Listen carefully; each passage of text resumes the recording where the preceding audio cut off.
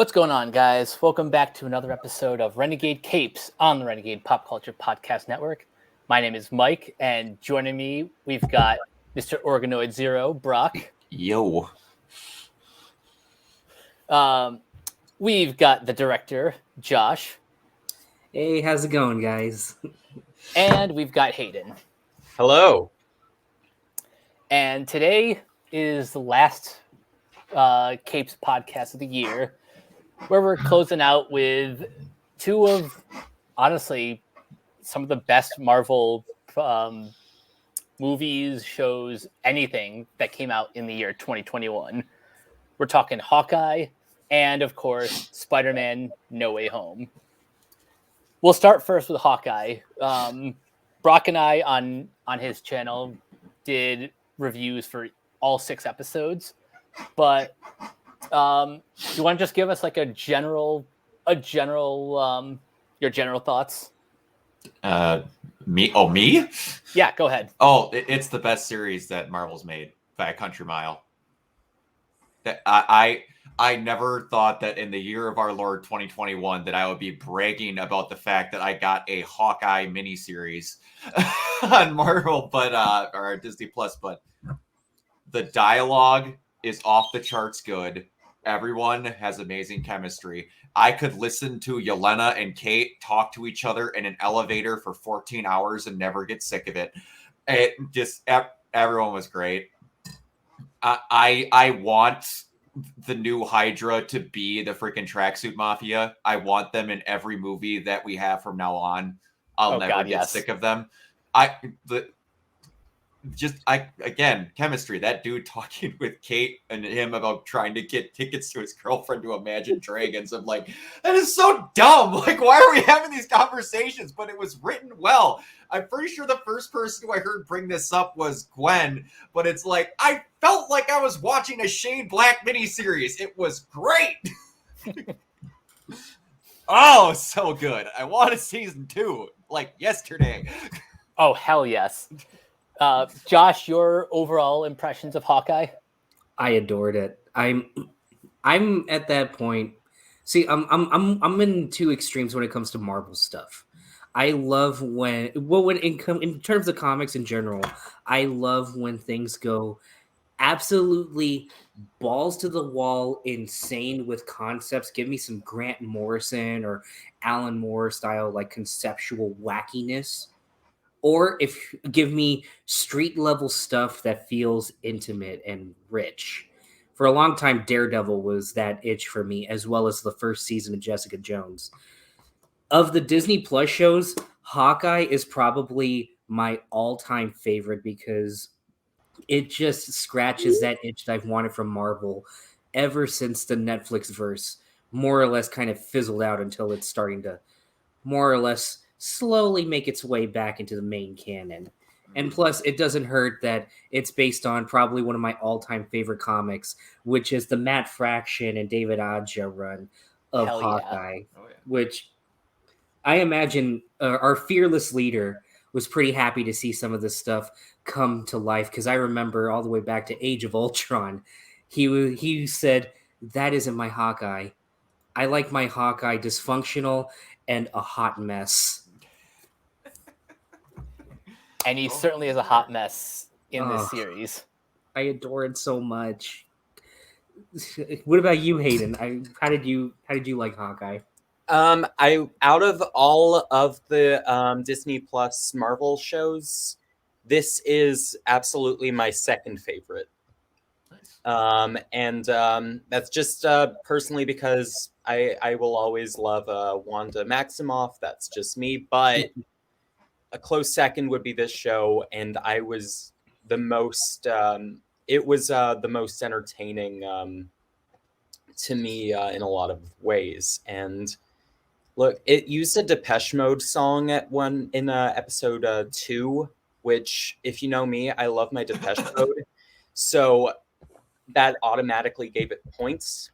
So very entertaining. I loved the action and how they shot a lot of it. And again, like people have said, the casting is pitch perfect. Love Haley Steinfeld. Love Florence Pugh. Just love the show. A lot of fun. Yeah, basically echoing all of you. Ba-doom-tsh. We'll get to that later. Aha. Hawkeye is great. I still contend that Loki is probably the best or most ambitious of the Marvel shows, but just on a pure enjoyment level, Hawkeye's my favorite. I absolutely adore the casting of Haley Steinfeld. The chemistry that she had with Florence Pugh as Yelena was something I never even knew I wanted. And now I just want season 2 to be just the two of them going on all the adventures. Oh yeah. The villains were great. Probably some of my favorite like stupid antagonists I've seen in a while. And the fact that they're so relatable too. Like that one henchman, he just wants to make his girlfriend happy. I can't believe that we actually got the tracksuit mafia. Not only that, we got Grill and the rest of the the rest of the people in the apartment who became for this series the LARPers, which is probably one of the best decisions they could have made. Yeah, and this show, like I told Mike, I just appreciated that it had a lot of moments that felt like they were genuine and honest. Like it wasn't like a forced moment to be funny. It was just genuinely funny. It has my second favorite Hawkeye line. That is probably in my top 5 favorite lines in anything the MCU's ever done. My favorite Hawkeye line ever, or favorite train of lines, is always going to be when he's talking to Wanda about how we're floating in the sky, and I have a bow and arrow. None of this makes sense. That's always going to be my favorite line. But when what is Echo's brother's name? The head tracksuit mafia dude that had the neck tattoo. I can't think of his name. Kazi? Kazi.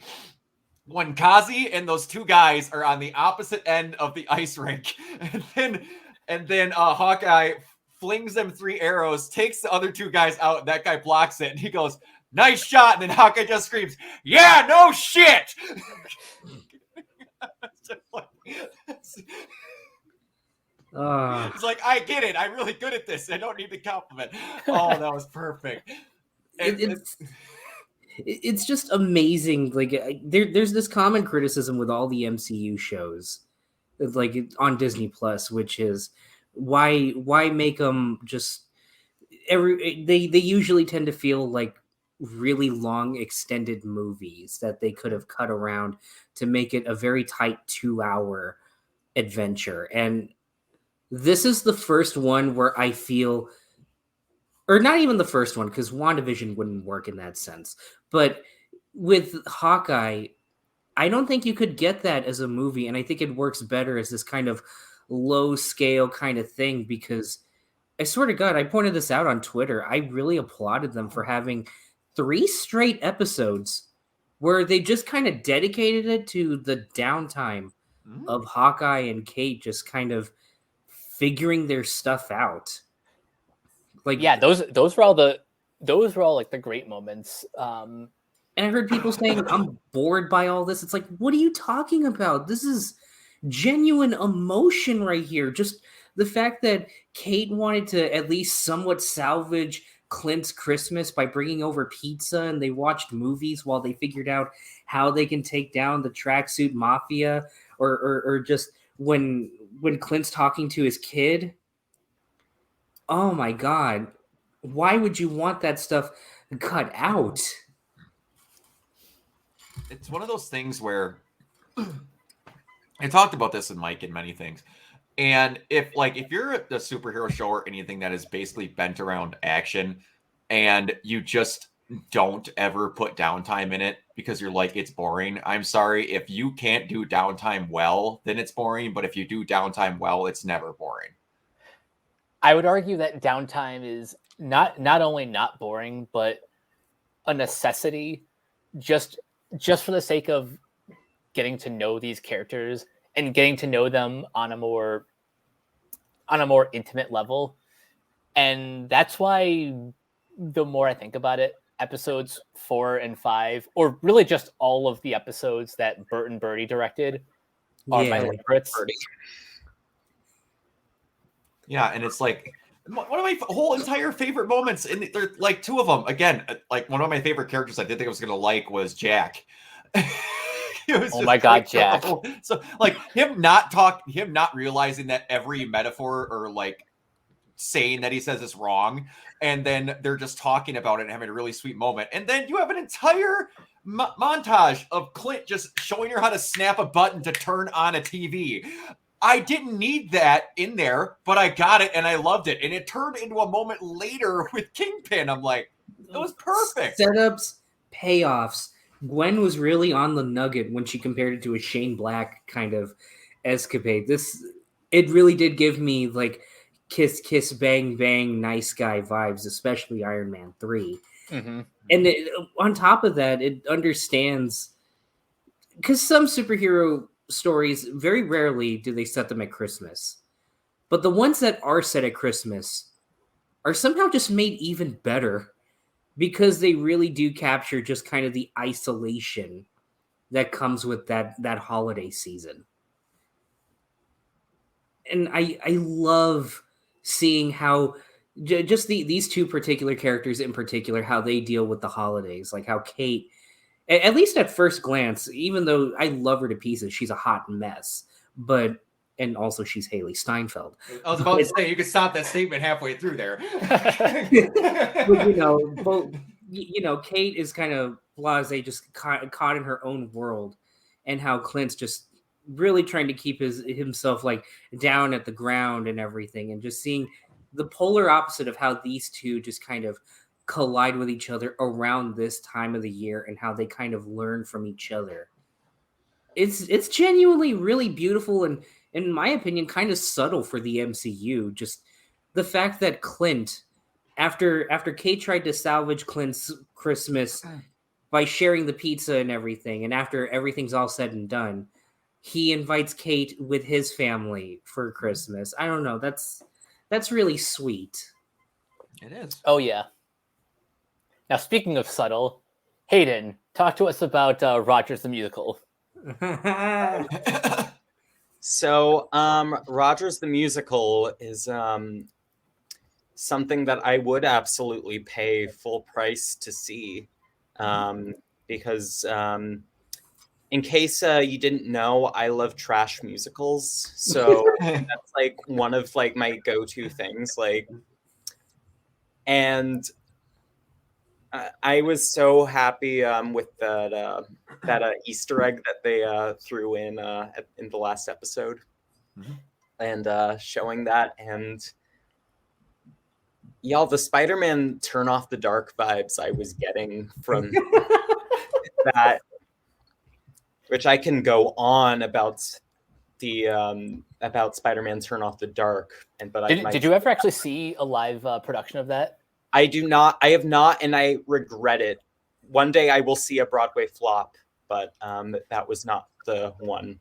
I was hoping to see Diana before that closed.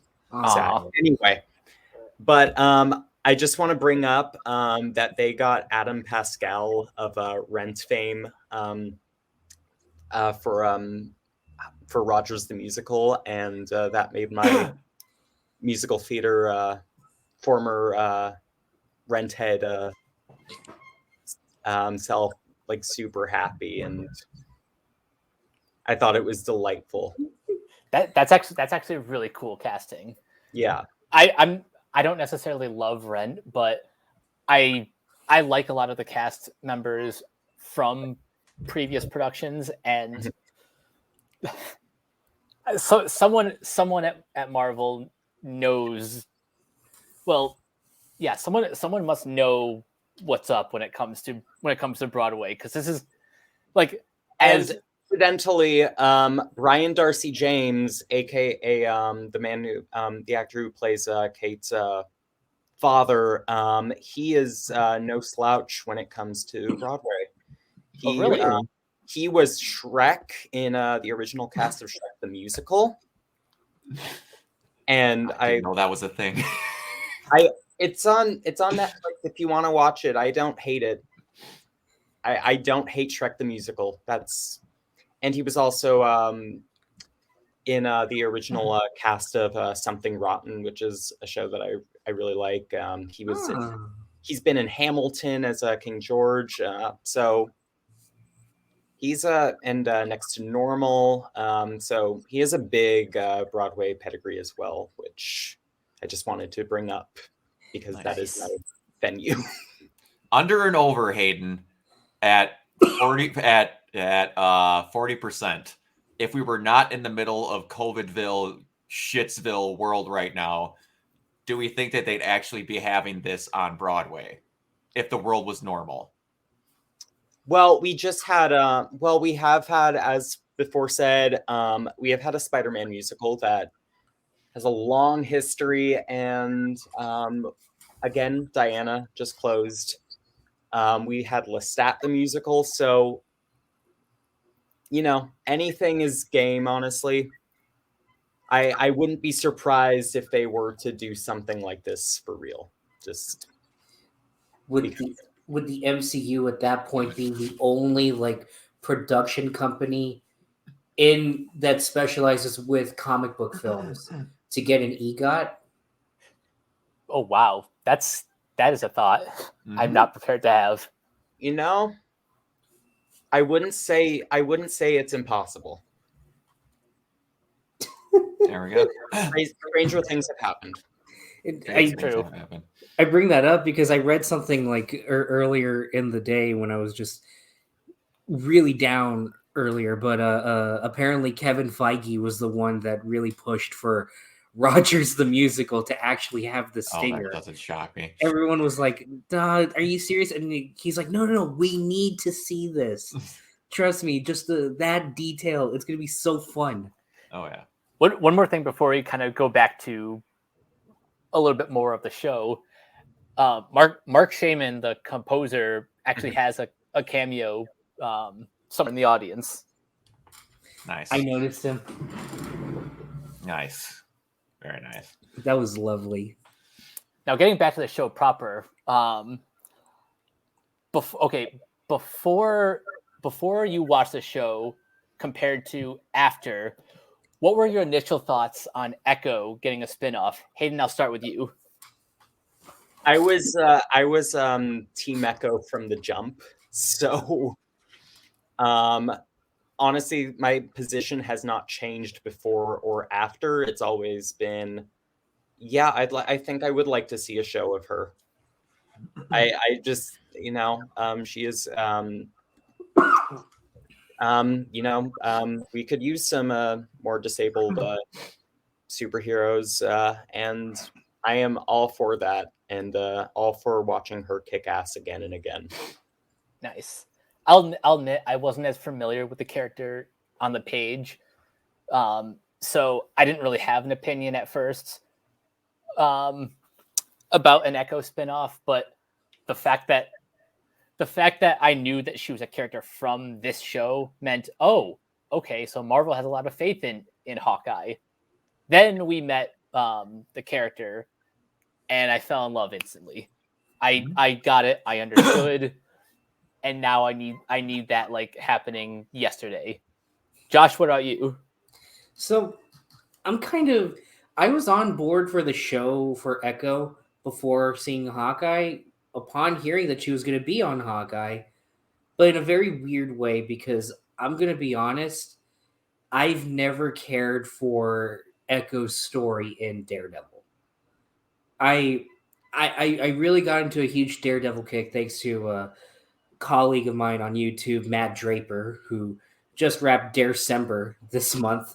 Go to his channel. He's got a lot of great videos about Daredevil every December, like how he did one last year about Charlie Brown and Daredevil and how they're both similar around the holidays. Oh wow. It's a masterpiece of a video. But since he does a lot of Daredevil stuff, I went through a good deal of Daredevil runs, and I went from Smith's Guardian Devil to David Mack's Parts of a Whole, where Echo is introduced. And I'm going to admit, I never finished it. And I think a part of that is because I love David Mack as an artist. I'm getting used to him as a writer. I started reading Kabuki, and it's masterful. But I think either it's just the fact that David Mack is very poetic, and on top of that, mixing that poeticism with Joe Quesada's artwork, it's kind of whiplash for me. And and while reading it, I just couldn't care, truth be told. But I do know about Echo, and I thought she is a character I would like to see more of, though.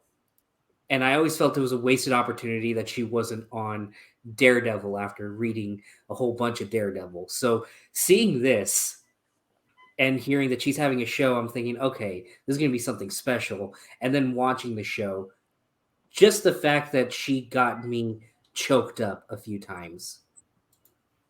That's magical right there. And I think the actress, I say this a lot now, but I swear to God, like, agents need to start hiring this actress right away and start booking her for stuff. What's her name? Alekwa Cox. I don't know if I pronounced that right.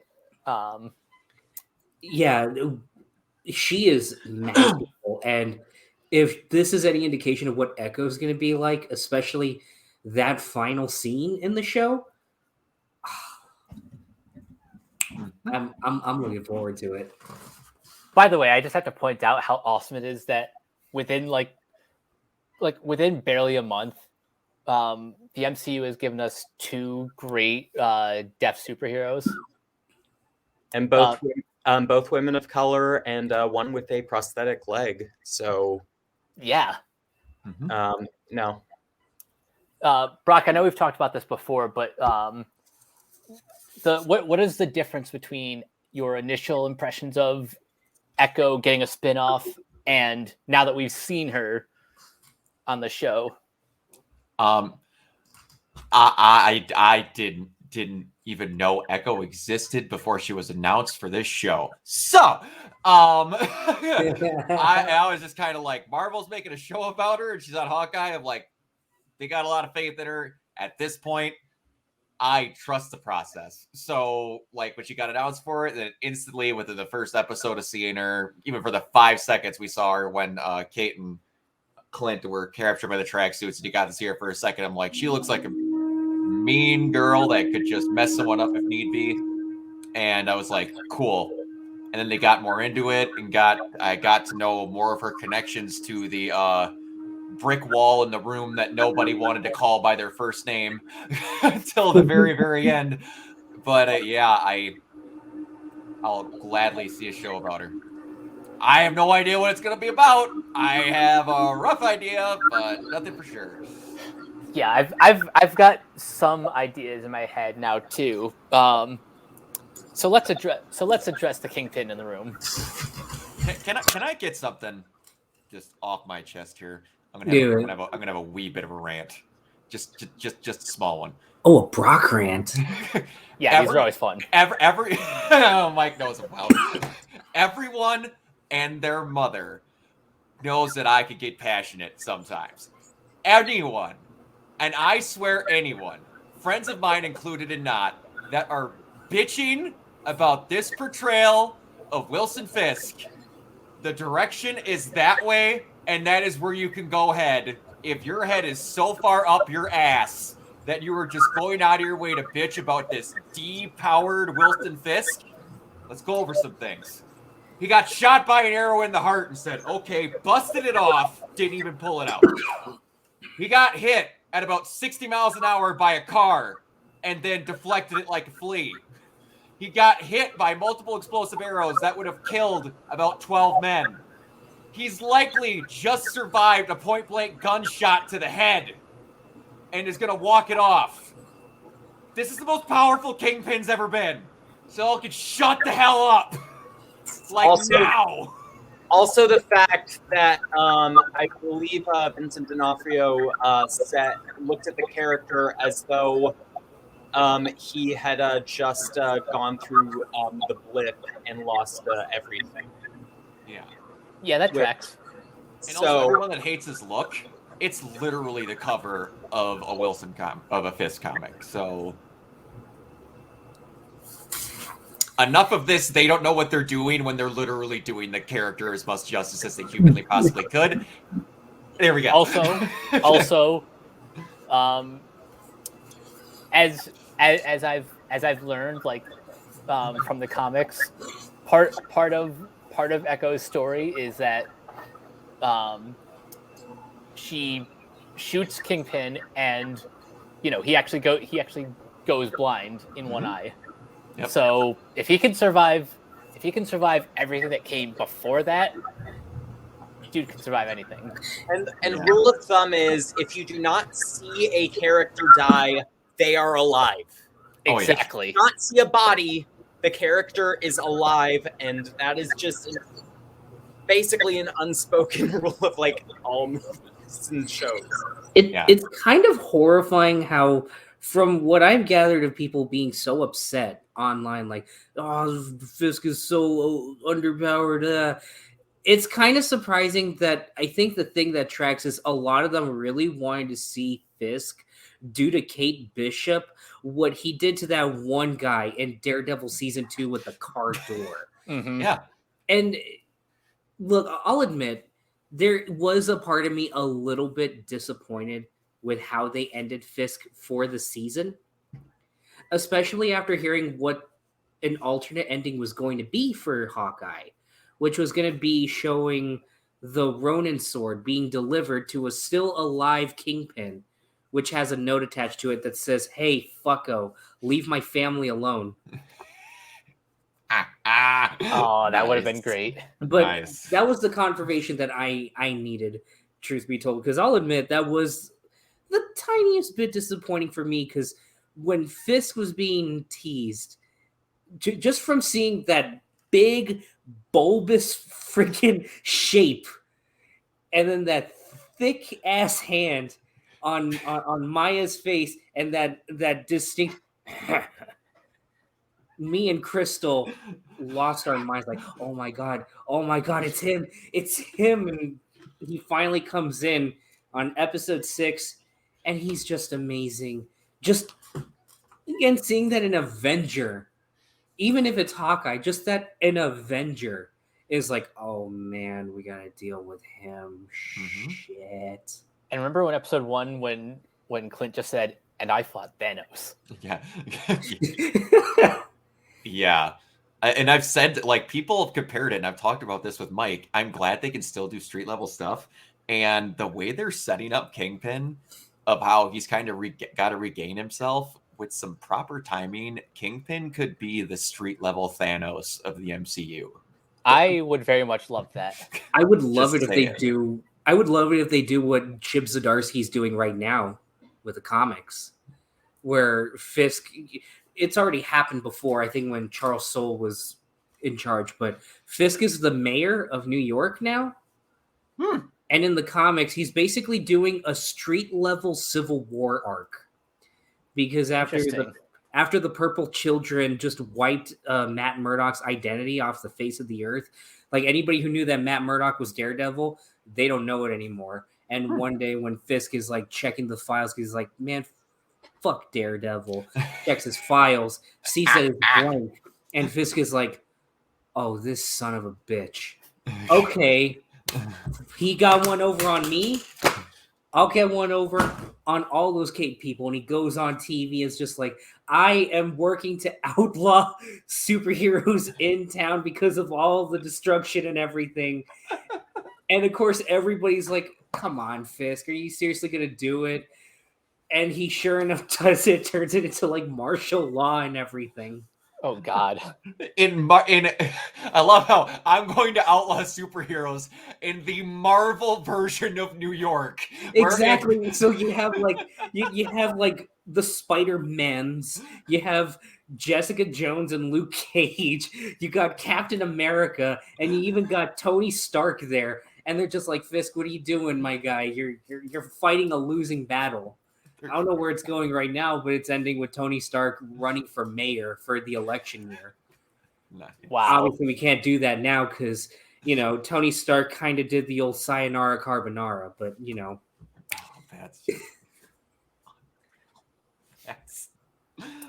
that's funny. Bottom line, Fisk is awesome, and Yeah. I love how big they made him feel. Mm-hmm. Like, Oh yeah. I remember they said that they were going to do some CGI work on him to make him look bigger. Oh, like the Bill Sienkiewicz drawing. Yeah, like people, I thought that it was going to be like that, but I do think that they did some kind of like digital touch up on him, because I remember that was a common complaint with Daredevil back when it was airing. And I don't want any viewers to say, "What are you talking about? We loved Fisk." No, I remember being in the trenches on Facebook around that time. People were like, "He's too small to be Kingpin. You want to know what's funny? He looks like a meatball." He does, but like even Michael Clark Duncan, the rhino of a man that he was still small compared to comic book Kingpin. Comic book Kingpin is a brick wall with a head. I mean, that's what he is. So, and it's like they did a lot of stuff. Do people remember that Tom Hardy is like 5'6"? Tom Hardy is a very small dude, and they made him look giant next to Christian Bale. So, with proper camera working and a little bit of upscaling, Vincent D'Onofrio is a stock dude.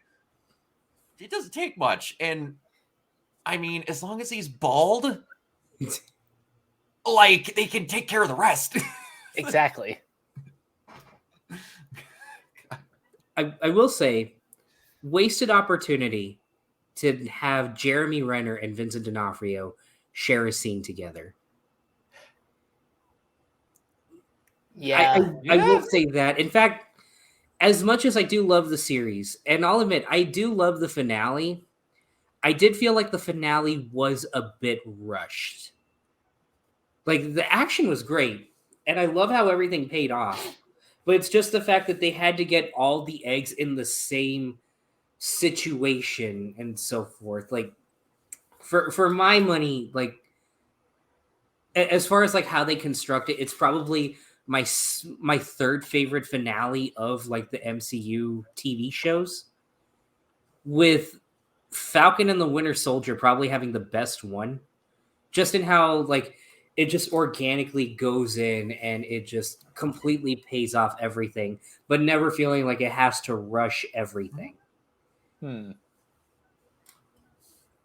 So I guess I see where people kind of get at that, but that also comes from me just wanting more of this show, truth be told. And also, honestly, I think that's my thing. I just want more. And also, like, we do have to. There is the COVID in the room that has been apparently not been kind to these finales. So yeah, like they had to redo the entire end of Captain America and our Falcon and Winter Soldier, didn't they? Yep. It's just it's a crap situation, but I think it's just like kind of something like to like that we're kind of that I'm just kind of like learning to accept and just realize, you know, under the circumstances, this might be the best that we were going to get. It's unfortunate, but I mean, just the fact that we got it as good as it was. Like, of all the Marvel shows, I think it's probably the most consistent too. Yeah, yeah, I can see that. Like the one I had the most problems with because of COVID was Falcon and the Winter Soldier. But that being said, the highs of that show are still some of like Marvel's best, including casting Carl Lumbly as Isaiah Bradley. Yeah. Oh yeah. Yeah. Like, I'm speaking for me, but like in general, I think the one that kind of feels the most like disposable in that sense, I think it's probably why it's the worst one in my opinion, but it's still pretty good, is What If? Because it's meant to be just like bite-sized stories. Yeah. And those episodes, they range from cute to, oh my God, this is actually really cool. WandaVision is great conceptually, and I'll be honest, I think it's important enough as like a landmark for the studio that I think it gets a pass no matter what. But yeah, WandaVision is the proof of concept that the MCU on television can work. And they can do some weird stuff. Yeah. Though I will admit, I wish that those middle episodes were a bit funnier. Like, especially the Malcolm in the Middle episode, as I like to call it. That one made me a little bit more disappointed because I was like, oh no, that's my one of my favorite comedy shows. Oh, yeah. Come on, you can get more laughs out of this. And Loki, I mean, Loki's just nuts. That's the comic book wackiness that I love. Mhm. Now, Kevin Feige, I got a small pitch for you for season 2. In the comics, Kate goes to California to become a private detective. Have her instead stay in New York, but, in between stuff, she's got to get a job because, she doesn't have her family's money anymore or something like that. All of it's being spent on litigation and stuff for her mom. So she takes a job being an apprentice for a private eye in New York. She goes to work with Alias Investigations. Oh, that Jessica would be awesome. Jones. That would be great. I'd be okay with Kevin. that. I'd be okay with that. I would watch the same. Yeah. I just, what I want is to slowly have everyone drip fed in and it to become painfully obvious after a while that we're not getting Iron Fist back. I said this before, and what I would love is either just bring in Jessica Henwick, or like you have to reboot Iron Fist like from the ground up. Yeah, but everyone else, the door, like the gate is open. I didn't read the article fully, but supposedly there's some interview where Jessica Henwick turned a roll down in Shang-Chi in hopes that her role from Iron Fist could come back. Oh, really? Supposedly. My workaround with this, at this point, I think it's almost inevitable. Just bring in Luke Cage and have him do his hero for hire shtick as Power Man and Iron Fist. Yeah, that works. I don't know, make Danny Rand like kind of. He was like a Wall Street big shot, and then after the blip, I don't know, Rand Industries kind of liquidated while he was snapped away. So him and Luke just settle into Harlem doing whatever they can. That would be good. That's kind of perfect. So before we move on to No Way Home, final thoughts on Hawkeye and your favorite episode, if you can name one. Oh boy. Shit. My favorite episode's probably the one where Kate goes and spends Christmas with him. I've said it many times that I didn't have a lot of close family moments because family didn't agree with each other on either ends of me when I was younger. So like any episode where someone realizes that person's spending holidays alone, I'm going to make sure that does not happen hits really hard with me. And the immediate thought of like, she's like, my family's really happy. Oh shit, Clint doesn't have anything. And it's so much a just, we're throwing this together type of thing. It was nothing special. They were just eating pizza, chilling out, watching movies, doing random stuff, talking about trick shots. And it's simple things that work so well because they didn't try to do something they didn't need to do. That's a great reason why that show works so well. It did what it wanted to. Yeah, So, yeah. I agree with that. Yeah. Josh, your final thoughts and favorite episode? If you've been feeling like the stakes of the MCU, like how can it get bigger than this? And if you feel like every MCU project has to be this earth-shattering thing where like either it's the end of the world or the end of a nation or something like that, Hawkeye is probably the breath of fresh air that you've been looking for. And it's not just because I am in love with Haley Steinfeld and Florence Pugh.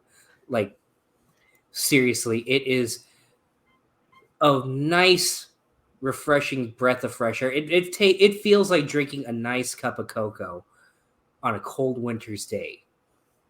And as far as my favorite episode, I'd honestly say, in my opinion, I think that same episode that Brock was talking about, or alternatively, episode 3. Mm. Just that whole opening explaining Echo's backstory. And we'll give this to the MCU also. They finally brought in a cast member from Better Call Saul and did not waste his talents. Seriously, Tony Dalton is the best in this show.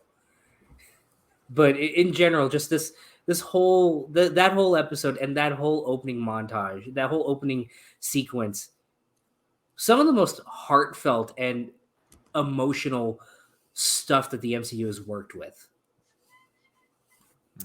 Nice. Hayden? Yeah, so long story short, I really dug this show. Favorite episode, I'm gonna have to go with episode 5, probably just because of I really liked the conversations between Yelena and Kate. And incidentally, I did actually today just try mac and cheese with hot sauce. It's amazing, isn't it? It was pretty good. Pretty good, I have to say. Nice. Yeah, Hawkeye is it is definitely my favorite of the MCU shows. I think the casting was just like pitch perfect. Like the character dynamics were something I never even knew I needed. And it gave us Rogers the Musical. For my favorite episode, it's a toss between episode 3 and episode 5. Episode 3 not only has like a great introduction to Echo, but the car chase featuring my Trans-Siberian Orchestra on the radio was just amazing, and a great showcase for Clint and Kate, like in their first big team up. And then episode 5 has the mac and cheese discussion with Kate and Yelena. Oh, also, I just want to give a shout out to the way Yelena says Kate's name. Kate Bishop. Kate Bishop. You're so funny, Kate Bishop. Bishop. Stop making me like you. It's not my fault. I can't help it. God, I love this show so much. But we have to move on now to the first and probably only 2021 film to break $1 billion. We're talking Spider-Man: No Way Home, the 27th film in the Marvel Cinematic Universe, and the final installment of the John Watts trilogy. So, picking up right where Far From Home left off, with Spider-Man's identity now revealed, our friendly neighborhood web-slinger is unmasked and no longer able to separate his normal life as Peter Parker from the high stakes of being a superhero. When Peter asks for help from Doctor Strange, the stakes become even more dangerous, forcing him to discover what it truly means to be Spider-Man.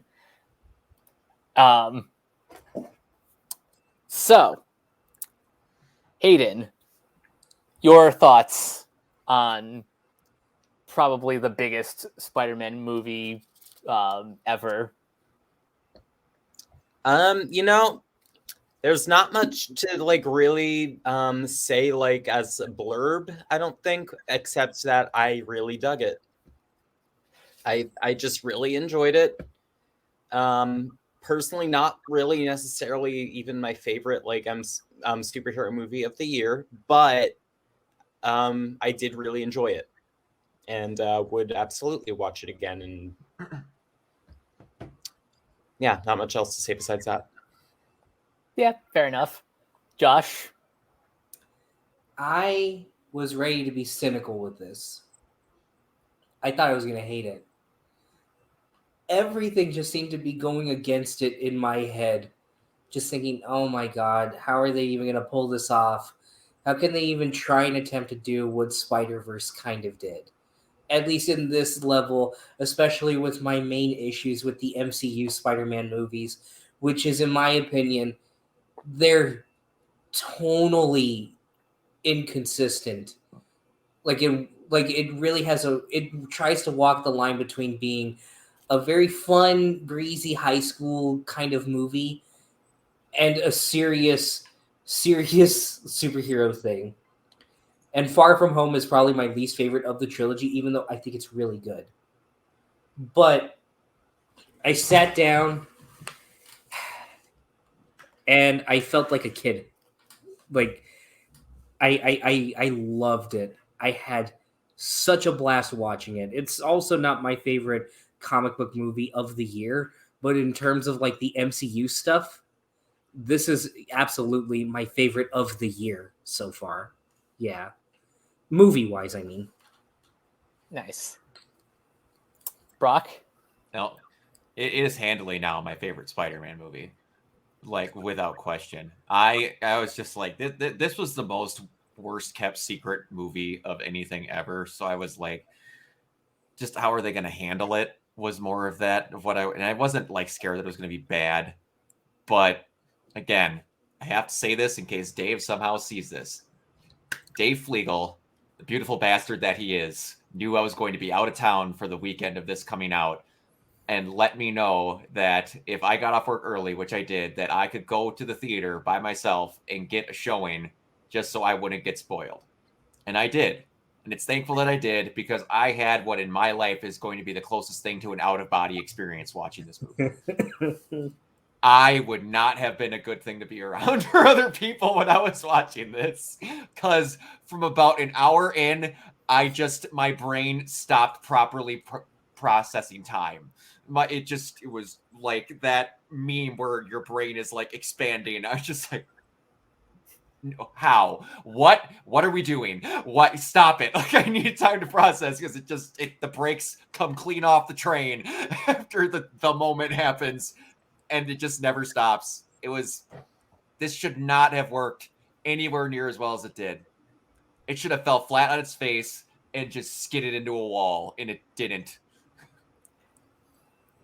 So here's the reason why I want to stream this podcast. I am representing Andrew Garfield. Yes. And if mine was not in the wash, I'd be doing the same thing. I have not been the biggest... I was not the biggest fan of The Amazing Spider-Man 2, despite that having the best the best Spider-Man costume, and I've just always been a fan of Andrew Garfield and Emma Stone's chemistry.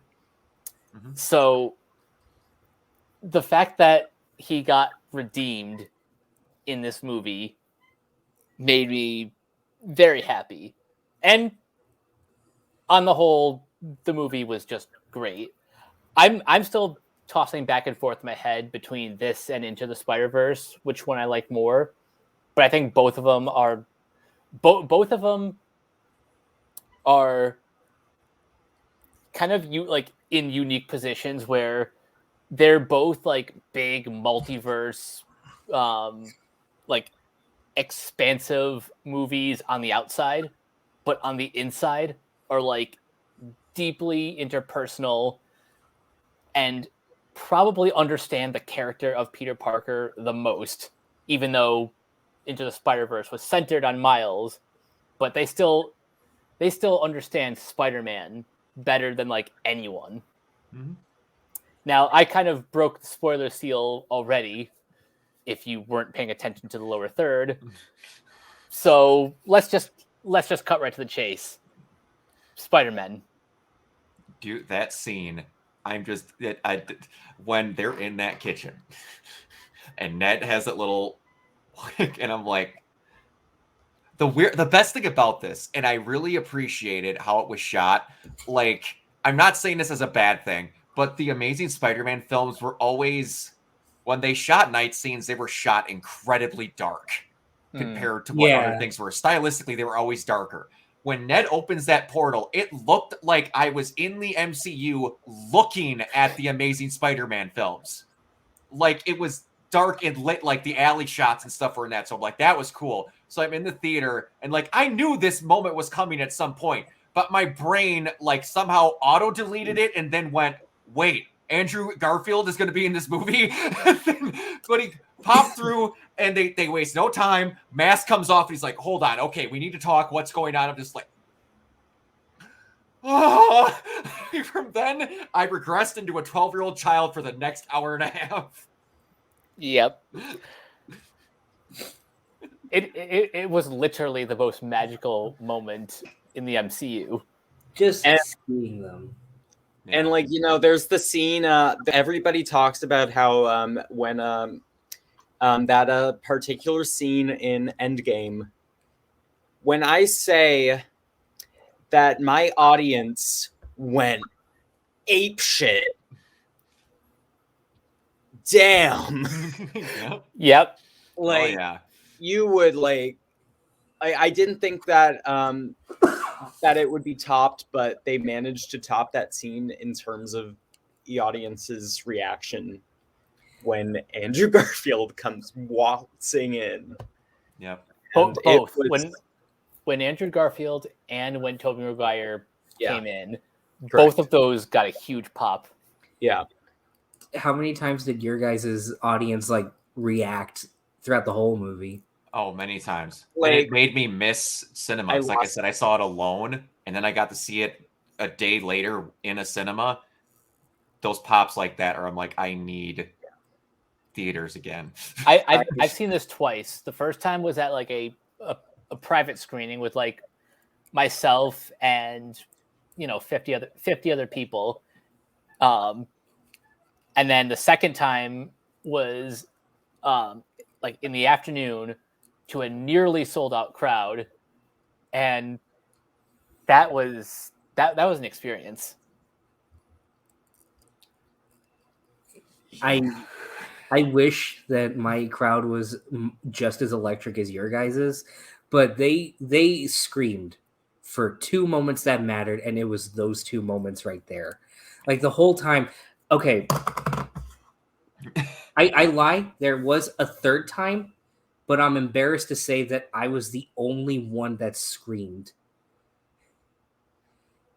And it ties into something that I realized coming in. I should have changed this. Okay. So that way it doesn't say Scorsese says MCU cinema. It should have said, I'm a really good lawyer.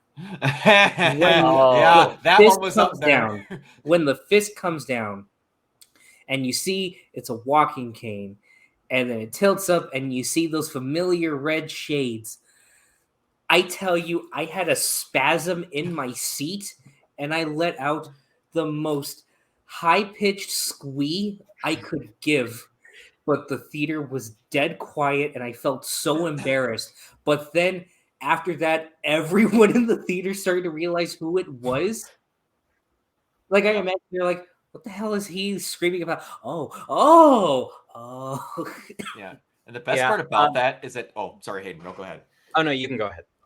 Is that Charlie Cox is a really clever bastard. I know. In the trailers, you see him get those papers dropped in the interrogation room, and everyone's like, "That's Daredevil! That's Daredevil!" And he's like, "Guys, those aren't my forearms. I'm not in that scene." Never said he wasn't in the movie. He said he was not in that scene. And everyone took him at Got a face hand value. double. Yeah, exactly. Go ahead. The only one that knew, at least like he ever, as far as I know, the only one that he ever like kind of confirmed was actually a YouTube buddy of mine. I think his name is Drifty, because he went to a convention and Drifty went to go see him. It was either Drifty or another guy called Mithy or something, but one of them, they went to go see Charlie Cox at a convention. And he went in and he was just like, "Hey, I can't wait to see you in Spider-Man No Way Home." Wink, wink. And then Charlie Cox is, yeah, it's gonna be great. You never know, And he gave him this look, and everyone was just like, "I got it confirmed. He's gonna be in there." But at the same time, with all the stuff that happened with like the trailers, because I think he was especially one of those guys that would go on Twitter and just be like, if Andrew Garfield and Tobey Maguire appear in this trailer, I will give $100 to anyone who likes, he retweets this thing. Sure enough, they didn't. So all that credibility just went down. So it was kind of, yeah, but who's going to believe you? That's real lawyer talk right there. Yeah, I'm just gonna say my audience did actually also freak out when when Daredevil showed up, and like everybody did freak out. So don't be alone. Other people realized it, I think, even before I did. There are dozens of us. The best part is they don't make a big deal out of it either. They Yeah, don't he's- try and he's- make that he's scene just- extra special. He's just there. And Yeah. something that's really cool about Charlie Cox is that if you go back and watch interviews from like various press junkets or like comic conventions, he always brings up that his favorite superhero is Spider-Man. So that's just an extra layer of cool to his appearance in No Way Home. And I hope this is the last time that these two characters get to interact. I hope not. Yep. Now, speaking of interactions, what do you guys think about the villains in this movie? Norman is on sabbatical, honey. Oh my god! Can I Dafoe say is so- something? Can I say something? And I think I might. I thought about it for a long time, but I'm ready to say it. Go. Willem Dafoe is better here than he was in Spider-Man 1. Yep. Because this time he gets to lean into the Green Goblin. Like, holy crap! Like that was the deciding factor for me. Like, where do I rank No Way Home? Because the early ones are so magical, they're so great, but come on, when you get to see Willem Dafoe just hamming it up, but never once treating it like a paycheck. He's there to play. And the fact that he actually did his own stunts for the most part. Mhm.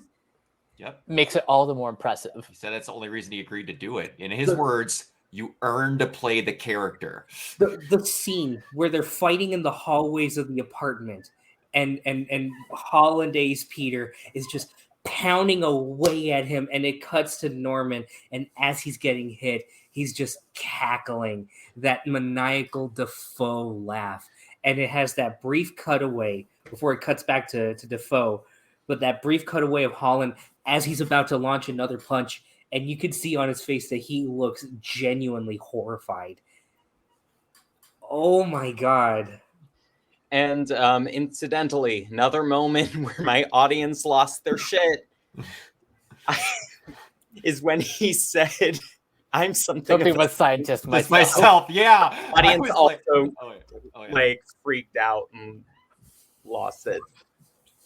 So There are so amazing. many meme moments in that movie, and this is the first movie ever where when it comes out for home release, I'm more interested in the deleted scenes than the movie itself.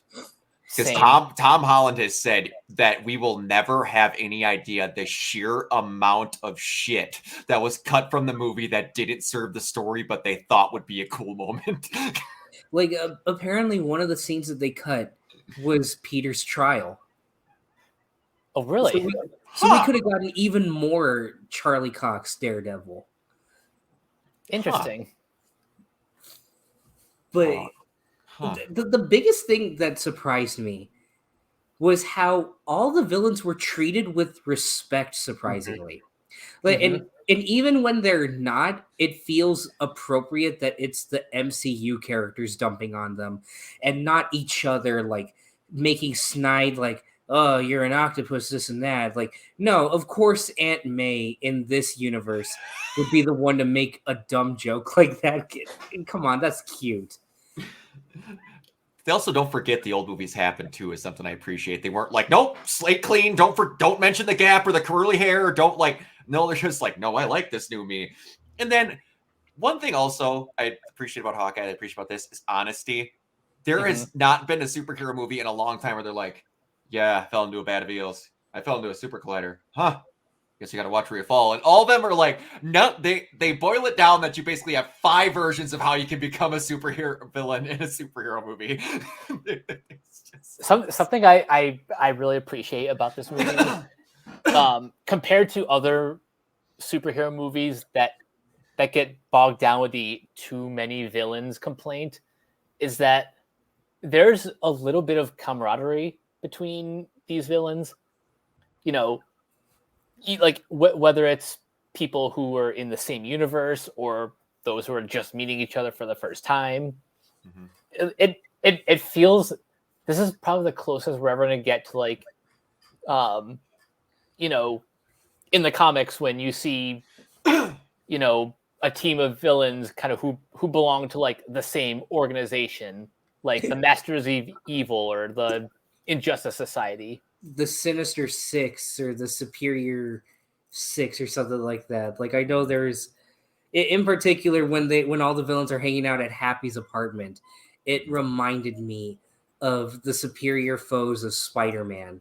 That I believe that's what it's called by Nick Spencer, which had like some of the low-ranking, really dumpy characters like Shocker and I think a Boomerang or something like that, Yeah.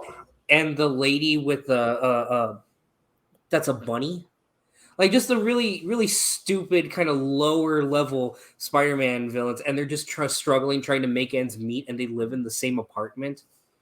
I just appreciated that because it was like, this is again some of the dumb shit that I love in comics. Mhm. And everybody was complaining, oh great, you get all the great villains of Spider-Man, like these legendary people, and you have them assemble at an apartment. This is really cinematic. It's like, no, have fun with it. Have fun with superhero movies. God damn it. Can we guys agree also that 9 times out of 10, the too many villains is a throwaway argument for them not trying to come up with a better reason why movies aren't written well? Mm-hmm. Because Yeah. every time a Spider-Man movie didn't work, 9 times out of 10, their giant complaint was that there's too many villains. It's usually a scapegoat for like 3 other different problems. It is. And then all these other movies, like Guardians of the Galaxy had like 7 villains in it. Captain America, the Winter Soldier, had like 6 to 7 villains in it that were all in the movie collectively for like 10 minutes outside of Robert Redford. And then they're just, no one wants to mention, oh, they were just not written well. That's the problem. This one showed that they had no setup outside of I'm coming through a portal and I'm here, and they were written well. The too many villains thing is 9 times out of 10 the stupidest argument ever. And I'm glad a movie finally went, no, we probably could have had more and still worked. And like, you had 3 Spider-Men in this movie too. There was so much going on and it doesn't fall on its ass. People get more mad at writing. That's what the complaint is. It should have worked. This movie had everything stacked against it. It felt like it would be just the film equivalent, the blockbuster equivalent of tossing so many plates in the air, and you're lucky if you can catch even one of them. Mm-hmm. And for the most part, it succeeds in just how all the characters feel true to their original movies too. Even the changes, like with Electro, I'm happy that they leaned into the fact, like, oh, that's right, Jamie Foxx can play a really confident asshole. Mm-hmm. I see you filmmakers, John Watts. I know you watched Baby Driver, and I love how they preserved Otto Octavius too. He never feels like a caricature. He feels literally ripped straight from the Raimi movies, just in how he talks too. By the way, I have to point out how unbelievable Marvel's de-aging technology has gotten, because I actually didn't realize that he was de-aged until someone pointed it out to me. I didn't until you just said that. Exactly. And getting to see, I try to explain this to people at work who are not into little things in movies that are just more cool than they realize. You got to see Otto Octavius post arms, not out of control. Like, you got to see Otto be normal again. That was so fucking cool. And it's such a small thing. And you get to see a dude disappear off of probably however many years of being captured. It's great. And I do actually, I thought it was a really interesting decision to like kind of have the movie be sort of about like attempting to like redeem all of their like villains, and rather than like killing and killing them. Like I didn't expect it to be like about, I guess, restorative justice in a way, but that was a really nice, pleasant surprise that I really appreciate for Marvel. I thought it was a really interesting choice. I have to give credit to PJ Campbell for this, but he has given the nickname to Tom Holland's trilogy, the Great Power trilogy, because back when Kevin Feige said that they weren't going to do a traditional Spider-Man origin story, something about that felt a little off. Like I get at that time the thought process was, well, he's Spider-Man. He's the most popular superhero, so we don't need to see Uncle Ben dying again. But what's kind of brilliant about this trilogy is that the whole thing is Spider-Man's origin. Instead of Uncle Ben getting killed, it's Aunt May, and she's the one who delivers the line, ripped right from the comics, by the way. Yep, the correct version of how you say it. With great power, there is also great responsibility. Yeah. And the fact that also they just redo Spider-Man 1 again with him talking and the glider just hanging in the background. I had to explain this. I'm like, that's how they did it in their one. What do you mean? I'm like, oh yeah, he used to get hit by it this time. I'm like, yeah, it's amazing how cool a moment can be when you don't try to make it a big moment. You just let it hang there and then let the person realize what's happening. Mm-hmm. Again, with writing, it doesn't need to be in your face all the time. Just let the moment happen fluidly. And it's really nice. Like, on the Aunt May thing, a lot of people speculate that they think that May's just a single parent, that Uncle Ben just up and left. And look, I never thought I would have to ask this. How did you guys interpret how Peter got to this point and like May's relationship with Ben in all of this? I took it as, we understand how Spider-Man becomes Spider-Man. For crying out loud, I do not need to see Ben Parker die again. I was kind of feeling the same way. Hated. Yeah, I fully agree. After we've seen that happen twice, we don't need it again. I mean, on the one hand, I get why people had a problem with the MCU removing Uncle Ben from the equation, in that it kind of left this version of Peter Parker ungrounded, if that makes any sense. Like there's some people who think like Tom Holland's portrayal is a little bit too a little bit too jovial and not enough of, like, you know, the darker side of Peter Parker. But this movie, I think, more than makes up for that. How I've always interpreted it, especially with this movie in particular, people who say, like, that's not what Spider-Man is, this and that. Spider-Man goes through peaks and valleys where he's just like, you know what? Screw it. Screw everybody and this and that. It even goes all the way back to Ditko, because Ditko. he loved him some Ayn Rand. Mm-hmm. Yeah. Just take this in. There was an issue in the Ditko Stan Lee era where he was literally like, you know what?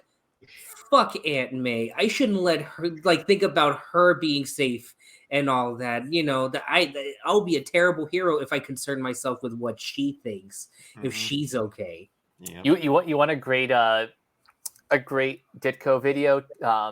Check out NerdSync's video. I was thinking about that. That's where I got it from. Yeah, and freaking with the MCU Spider-Man, I took it as, yo, they're understanding that Peter, especially because he's younger, he's going to have those peaks and valleys even harder.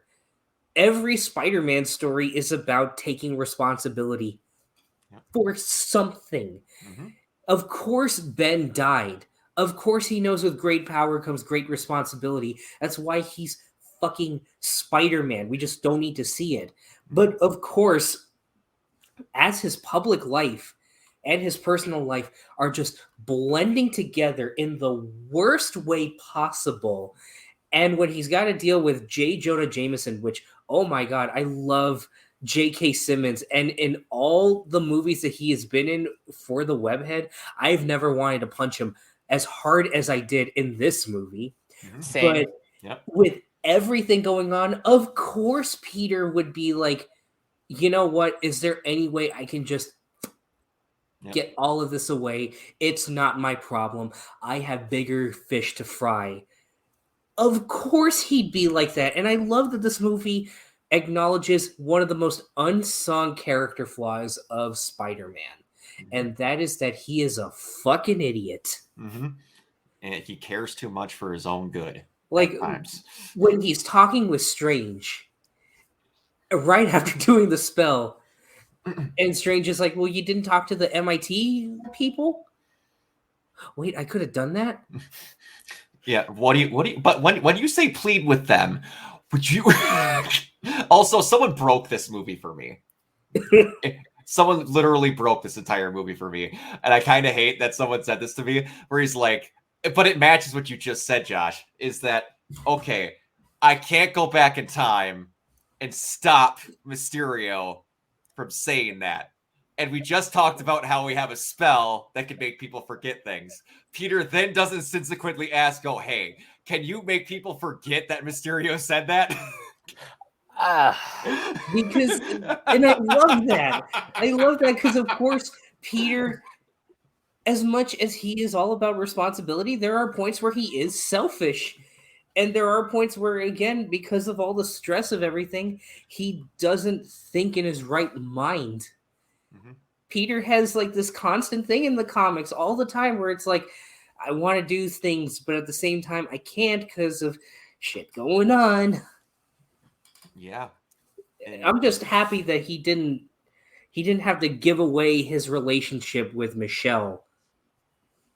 They fixed one of the worst Spider-Man plot lines ever. If you would have told me when this movie came out, it's like, hey guys, we're gonna adopt one more day. Hold on, wait. Hold on. Don't hurt me. Gwen, if you're listening to this, if at any point you listen to this later on down the road, I want you to note the timestamp of this, and I want you to send this to your girlfriend, because Gwen's girlfriend, Jen, fucking hates One More Day and hates how No Way Home was going to adapt this. Cal, can we, for those that don't know, One More Day, Marvel hates normalizing characters. For a degree, DC does as well, because they don't like, how do I want to say this? That they don't want you reading about a character that's too similar to what you are, because then it's not special in a way, is I guess a good way of doing it. And then again, we've kind of alluded to this. Spider-Man is Marvel's favorite punching bag. If the kid's happy, they don't think they're making money. So after a while, they have to throw him to the ground and kick him in the dick a couple of times. So he was with MJ, happily married. I cannot remember if this was based on Ultimates or not, or exactly whatever. It was after Civil War. After Civil War. When he gets his identity revealed in some crossfire with the Goblin, Aunt May dies. And then, because comics hating marriages, he goes down to basically what, in my opinion, is the MCU's devil, or Marvel's devil, Mephisto, and goes, so, what do I gotta do, boss? He goes, you know that happy marriage with that smoking hot fox that you got there? Out the door. And then he gets Aunt May back. And I do not say this in a mean way, but that is stupid for two reasons. Two incredibly stupid reasons. One, you're giving up a marriage to save a relative. Two, I love Aunt May as much as everybody else. But in comics, she is typically shown to be about 95. So he's giving away his marriage to Mary Jane, something will make him happy for the rest of his life, to get back his Aunt May, who within 2 years could die of natural causes. It was a very stupid storyline. I think of Danny DeVito in that one episode of Sunny in Philadelphia where Frank just goes off the handle, just replacing whoever it was that died with Aunt May. Because, look, let Peter be happy. MJ's amazing for him. Aunt May, pull up fucking Danny DeVito with a beer. Flush that turd down the Oh God. Which on all of that, can we appreciate the balls that they actually killed Aunt May? Yeah, They I'll didn't exactly admit. do it subtly. I'll admit I didn't see it coming. I didn't either. Nope. I was like, no, they can't kill Marissa Tomei. No, Marissa Tomei, who's too young to be Aunt May because she's 50. And like I said, just the fact that the movie knows when to like take itself seriously when Norman is just shit talking everybody, is just like, you get this from her. That's the curse, the sentiment. And then you cut to Marissa Tomei, who picks up something just to try and fight. She doesn't try and cut with a quip, just picks up something, even though she knows I can't beat this guy. But still, I'm going to protect my fucking baby. Yep. Can you also comment on how well the spider sense is portrayed in this movie? Yes. That Zolly that happens, and the way the sound design goes out for that little bit, like that ringing. Oh, that is awesome. By the way, I have to point out, speaking of sound, the score by Michael Giacchino this time might be probably one of my favorites, at the very least, of the trilogy. And one thing I really love is like the actual track titles are great. If you're someone who loves a good pun, then boy, you're gonna love some of these. Like Gone in a Flash, which I think is describing the scene where Peter talks to Flash Thompson. Nice. All Spell Breaks Loose, which I assume is when Peter and Doctor Strange mess up the spell. Let's see. I'm looking right now in Strange Bedfellows. That's a good one. Also, Goblin, His Inner Demons. I mean, the score is good. It's no Chad Kroeger and Josie Scott, but I mean, it's up there for Spider-Man. And I'm looking at one of the others right now, and one of them is called Octo Gone. Yep. That's genuinely fucking great. And apparently this is something that Giacchino does like on all of his scores. Oh yeah, because he's a dork. He's a guy who doesn't take himself too seriously. The soundtrack for Jojo Rabbit is still one of his all-time greats, and his pun game is still great in that too. I forget what some of them were. Oh my god! Like one of them's literally called "The Eye of the Tiger." Nice. And from the scene where Elsa's looking at the wall and calling back to Rosie, talking about you gotta look a tiger in the eye. I see you, Mike. And okay. Now I want to backpedal to something that Brock mentioned just about the little things, and it barely hit me today. When the Spider-Men are there and they're bantering and everything like that, and Andrew Garfield, which I love that Marvel officially labeled these two Spider-Men as Toby being the friendly neighborhood Spider-Man and Andrew being the amazing Spider-Man.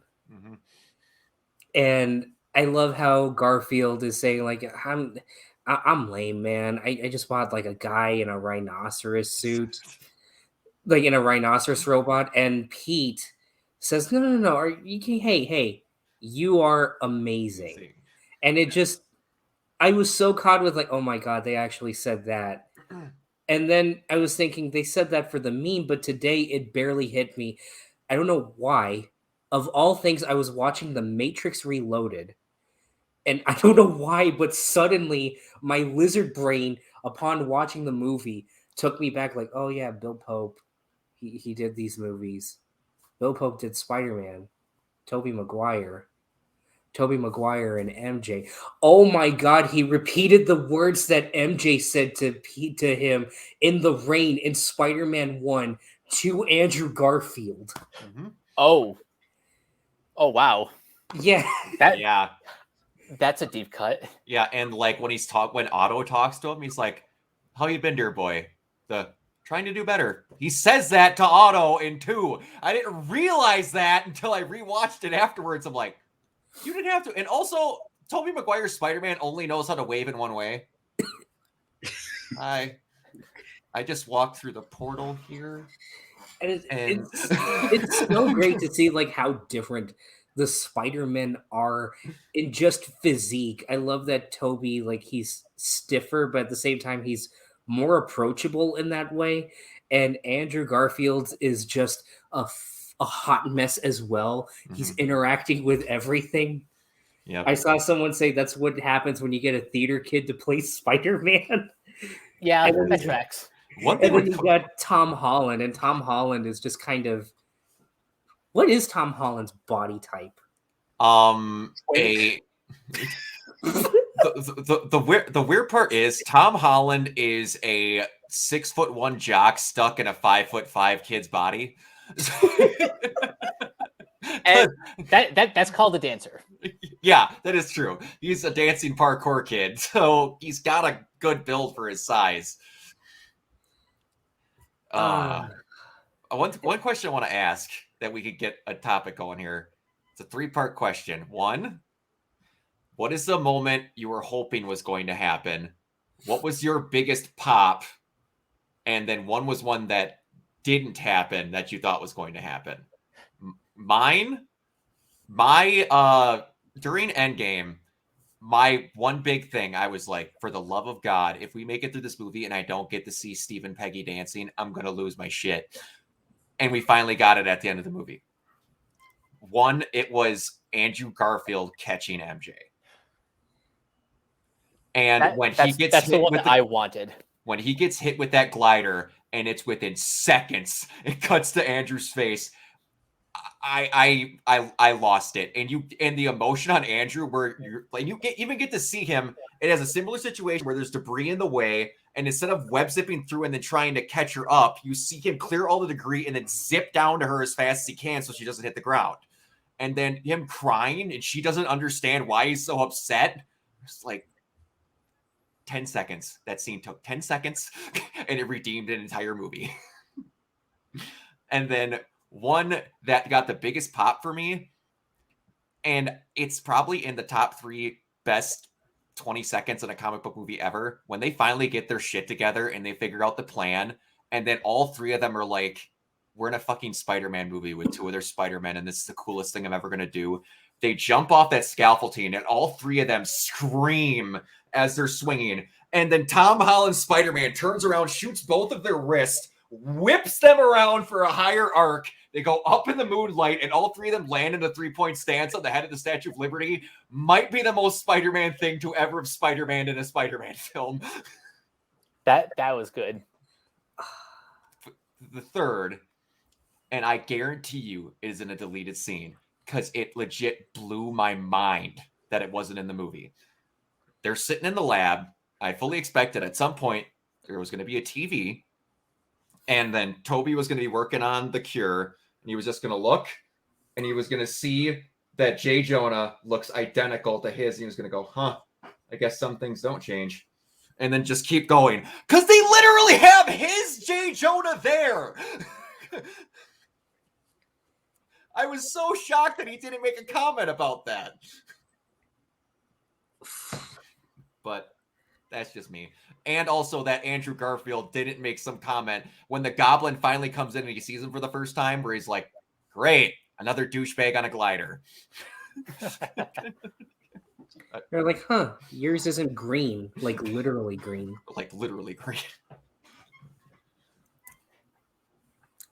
Okay, so my moment that I really wanted to see, and it like that I got, and it was something that I feel really horrible for wanting, but I really wanted to see Doctor Strange pissed off. Because I'll admit, like going into it, I'm like, oh yeah, Peter's totally gonna fuck stuff up. Like before we saw the trailer, then watching the trailer, it's like, oh, Strange was complicit. Okay, but now that everything's screwed up, it was the second trailer that kind of irked me a little bit with Strange, where he's just like Scooby Doo this crap, and I was thinking, there's no way Strange would just take the sass from Zendaya, and he wouldn't have been like really irritated after everything's going on, because this is literal fabric of reality breaking.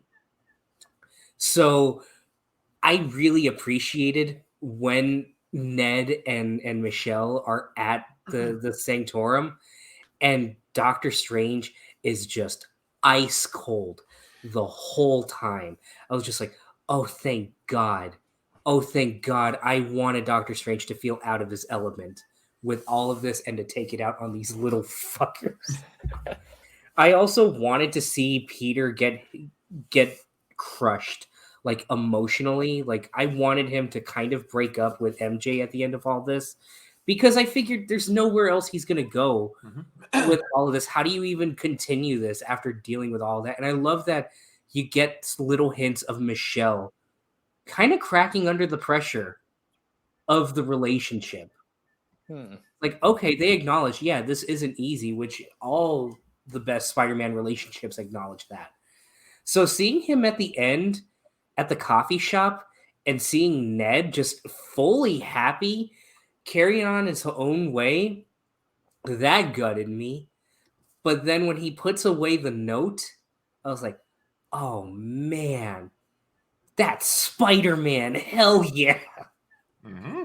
The pop that I had, other than Matt Murdock's triumphant return, it was the one shot where they're just like, hey, we got some people that you need to talk to, and then he looks up and they're like, no, it's okay, and then the camera tilts up, and it very much is inspired from that shot in Spider-Verse where all the spider people are there, and you just see Tobey Maguire. You can tell it's Tobey Maguire and Andrew Garfield just in deep silhouette. Mm-hmm.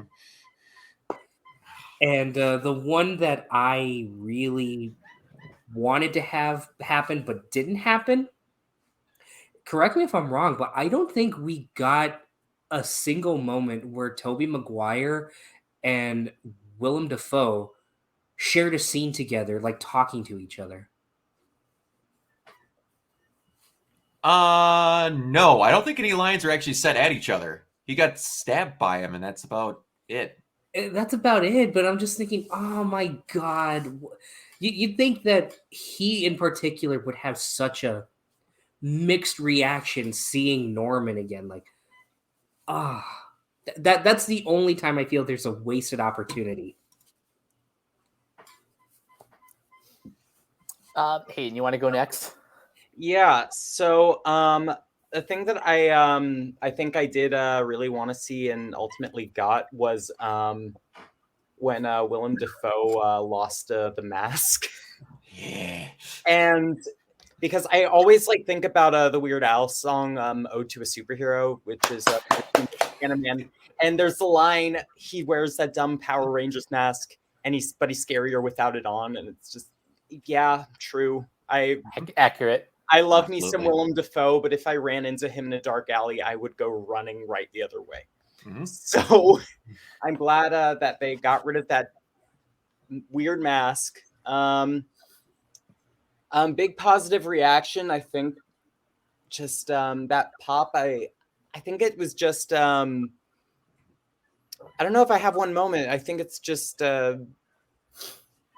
everything that they kind of just happened in a, I can't really narrow it down to just one. There's obviously the scene with Andrew Garfield and Tobey Maguire entering, but Yeah, I think let's just your mileage may vary. It's one of those. Yeah, Just keep that in mind.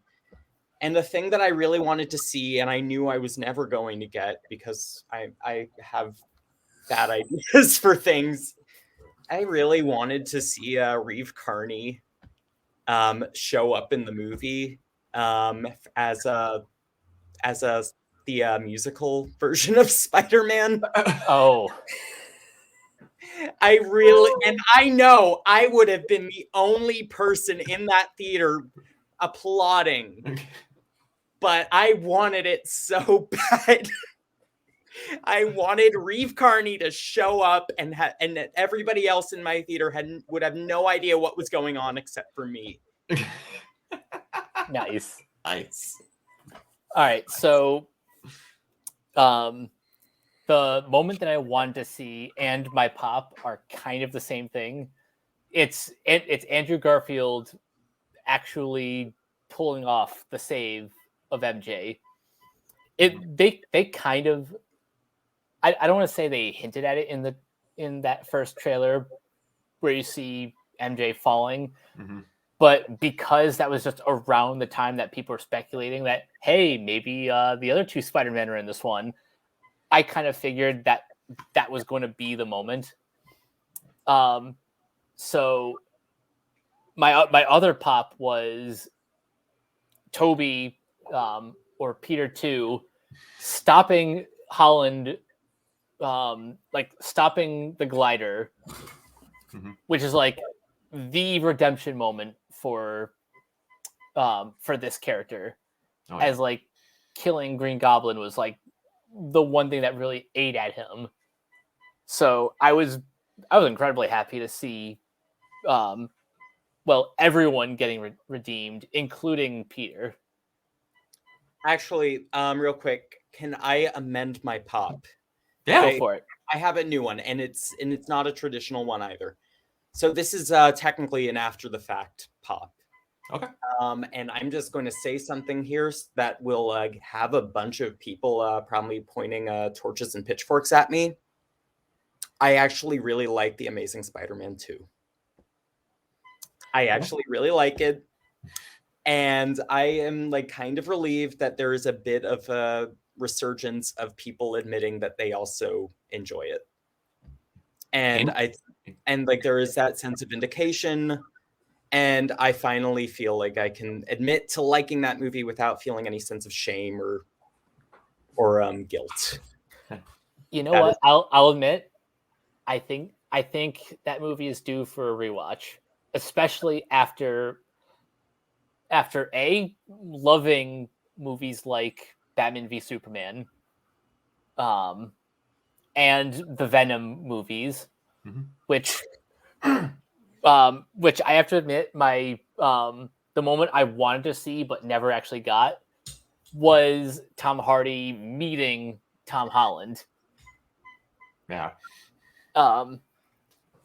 You know, we'll talk about the post-credit scenes in a minute, but man, Kevin Feige is either like the biggest troll or the biggest cock blocker for teasing that Venom would be in the MCU, and then he's gone as soon as he enters. I thought that was fucking hilarious. I want to say something though, and no, I don't know if anybody will believe me. I totally predicted that was how it was going to be somewhat like that after I saw the post-credit scene of Let There Be Carnage. Nice. I like jokingly like said like, okay, but it would be really funny if it was just he showed up like in New York and's like, what did I miss? Oh yeah, that end credit scene and how this movie ends is so unbelievably smart for what they could do in the future and do whatever they want. It's ridiculous. I think what saves that scene, like you're right. It is hilarious, and Tom Hardy being Tom Hardy, like I will never get enough of that. But what makes that scene so brilliant is the fact that there's a little piece of the symbiote left behind, So they can now have So- 2 different versions. Yeah. So technically, Kevin Feige didn't lie. Venom will be in the MCU. It just won't be Hardy. Yep. Oh man, it's just So, and there's this big green guy that he just gets angry. Yeah, his name's Hulk, and you thought Lethal Protector was a shit name. I will never get over when he gets up from the bar and he's just like, Eddie, we're drunk, we're leaving, and then Tom Hardy just goes like, We are going skinny dipping. We are not going skinny dipping. now if we're talking the post credit stuff, can I just say that I got the biggest smile on my face seeing that teaser for Doctor Strange in the Multiverse of Madness. Oh my god. I tell you, it feels so great, especially for Raimi, essentially not having directed a film since 2013. Wow, it's really been that long. Imagine Oz the Great and Powerful being your last big Oh, contribution to the world of cinema. And I say that as someone that I never even watched it, but I always thought it looked neat. But imagine going out on that. I will say that for Oz the Great and Powerful, the 3D was really freaking good. There you go. I bet. There was that. No, the 3D was incredible, and like one of the few like things that I think is like I can say. Like just from how he frames the shots with the cinematographer of Logan. I was sitting in the seat and I was just like, oh, this is like seeing a Renaissance painter come back to his craft. It's like he literally took the end credit scene and was just like, okay, let me show these modern comic book filmmakers how it's done. And it just, everything felt so tight and in control. It looked spectacular. And the moment that I knew, because I was still worrying, like, is Raimi going to be restricted? Because it's the MCU. The second the camera tilts up and you see it's Evil Strange, and Benedict Cumberbatch just has that look on his face with the wind only blowing on his hair. Mhm. And he's just like, things just got out of hand. I was just thinking, no, Sam's doing it. He's going there. And also, can we talk about how in Spider-Man 2, Doctor Strange gets a name drop? Yes. Yeah. Oh yeah. Good. And, Take and it. like, and then full circle yet again. The thing that made me happy with that is not a lot of people know it by name, but like one of the just when the MCU started becoming a thing, I'm like, there's going to get to a point where I'm satisfied, where I think they're okay with doing basically just anything. And that to me was always Shuma Gorath showing up in something. And then when that trailer happens and you see him buzzsaw glyph that bus in half and it zooms up to a story tall squid, and I'm like, that's Shuma! And everyone else in the theater's like, who? Don't worry about it. That he's gonna be awesome. They're like, Starro? It's like, no. No. And for those who liked the Doctor Strange episode of What If, they're getting all the validation from that trailer. I got that validation. Hell yeah. Though I find it an even funnier troll on Kevin Feige and everybody just to think, oh, you want to understand how, like, what this character is? You better go and watch episode 3 of the animated cartoon on Disney Plus. 4. Episode 4 of the animated cartoon on Disney Plus. You'll understand why there's an evil Doctor Strange there. That was one thing about What Ifs I was going to mention when you mentioned those earlier about it being little tastes of stuff. I kind of went to Mike. I'm like, that is 100% a fucking testing bed. Because all of a sudden they're like, what ones did really good? Oh, everyone really liked that Marvel Zombies. Boom! There's an animated Marvel Zombies coming out. What like they're always like, hey guys, maybe you should think about liking an evil Doctor Strange. What's fucking happening in multiverse? Feige is just so good at this stuff. Planting seeds where we don't even, where we can't even see them. It is a very good time to be a comic book movie fan. It's On one note, can I do a quick rant about something that has been do bugging it. me? absolutely. Before this movie came out, all of the speculation from everybody just trying to seem like they were outsmarting the movie. Yeah. And it got so old real quick to the point where I'm just like, I don't even care if Garfield or Maguire or anybody is in it. I don't care. It's just a problem that I've gotten really tired of. The audience just trying to outsmart whatever is about to come out and inherently kind of just almost ruining the surprise for everybody else. Yeah. And it just drives me crazy. And I really wish it would stop. And I know it won't, because that's just kind of where we are now with Twitter and all that. But if I said I wasn't, it's just been a real issue for me, and I just needed to kind of get that off my chest. No, it's that's fine. perfectly valid. Seriously, leakers were the fucking worst with this. Mm-hmm. You know, I view speculation. Speculators. Mhm. I view Everywhere. speculation the same way I view alcohol. Enjoy it responsibly. Mm-hmm. This is what we've turned into, is what I kind of like to call the "we got this covered" era of things. Ugh. To where, hey guys, I got it confirmed to me the other day. I'm like, okay, cool. We're gonna sit down and define that word. Where did you get this confirmed? Oh, we got this covered. Cool. So, where in the article did they say they had a personal conversation with Kevin Feige? Oh, but they didn't say that. Oh, so then they talked to someone at Marvel. No, they didn't say that.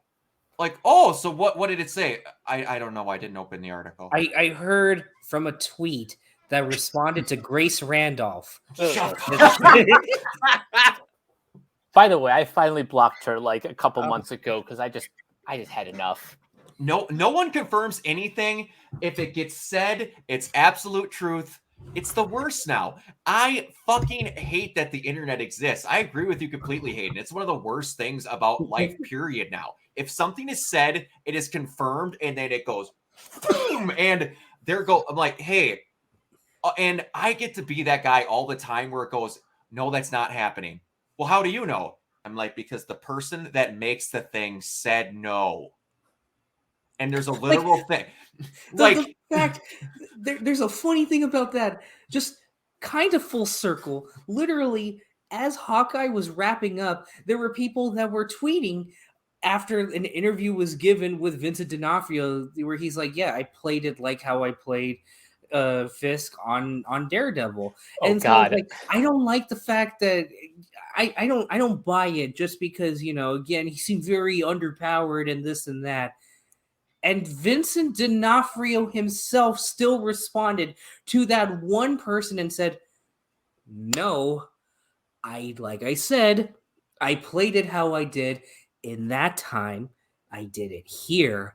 I just tried to acclimate myself with the MCU, but by all intents and purposes, from what I discussed, that was me back then, now."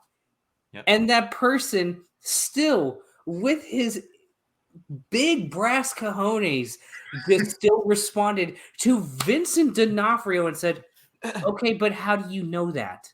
One of the other worst examples of that, and it's a slightly off topic.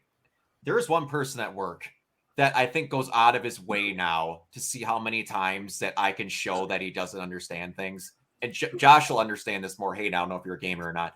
When The Last of Us 2 got delayed. Oh, no. There was an article from Neil Druckmann, from the head of PlayStation exclusives, Herman Hilst, and also one from PlayStation themselves on 3 separate accounts that said Last of Us is delayed indefinitely. All 3 of them, official posts from the people that make it, the voice actors, the person ahead of the studio, and the company that makes the product. He comes up to me. He's like, no, it didn't. I'm like, what do you mean? I've got proof it didn't. I'm like, these 7 sources that make the game say it didn't. And he shows me his phone, and he typed in Last of Us 2 release date. And the Google autocomplete said the original release date. Like, that's a fucking aggregated search, you idiot. No duh, it's gonna say that because it doesn't have another answer to give you. I know too many people that are like that in my life.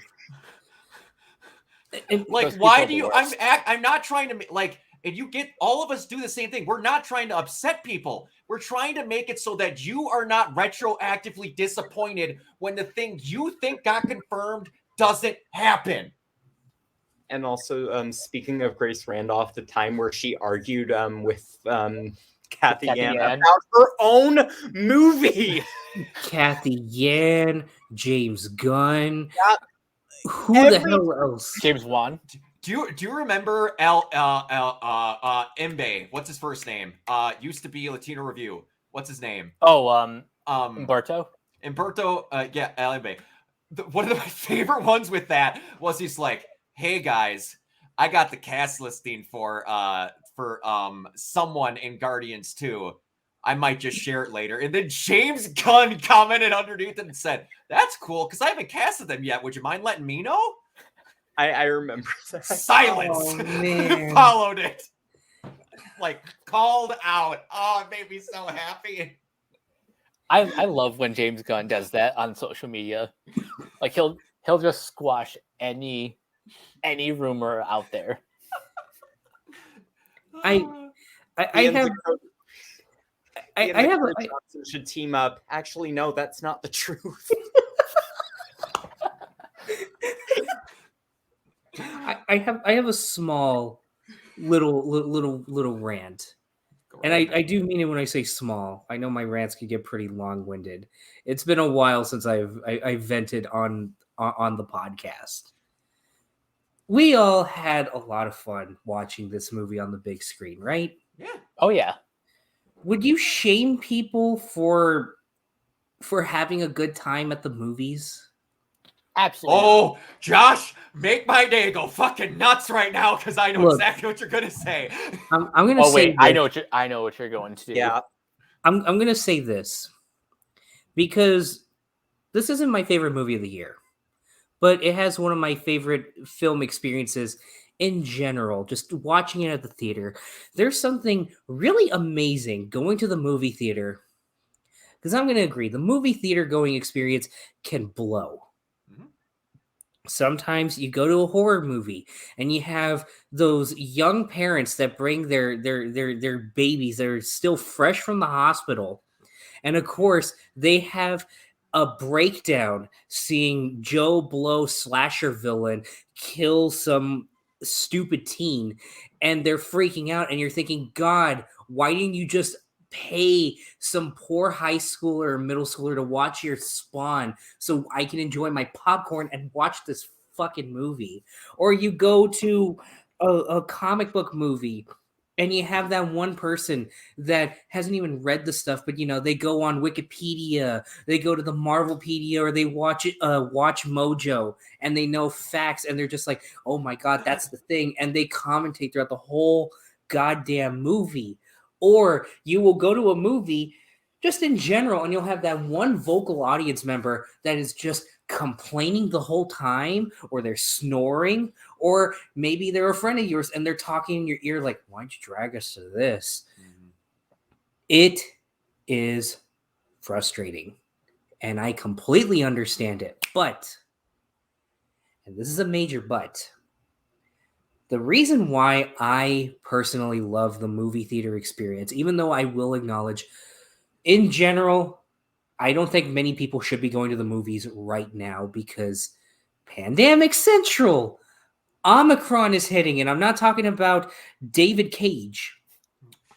But when you go to a movie and you have that perfect audience energy where everybody is dialed into the story, where the energy is electric. You have laughs when it's appropriate. You have gasps when it's appropriate. You have the occasional cheer every once in a while.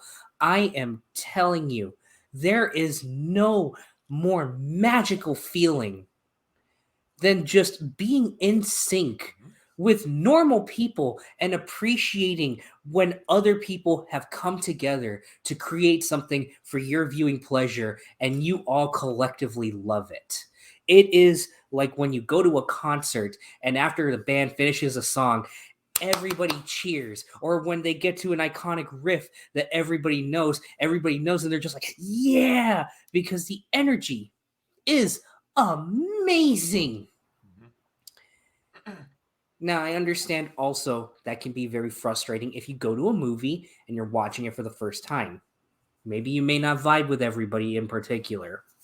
But to shame audiences for getting worked up with this level of energy, with this level of enthusiasm, especially after, let's be honest, at this point, 3 straight years of COVID affecting us, and with most everything about the film industry feeling incredibly bleak, especially considering the monopoly that Disney has, where No Way Home has basically taken over most of the megaplexes, taken up most of theater screenings and everything, pushing out other smaller movies that should get at least a little bit of an audience, but again, understandably, because COVID.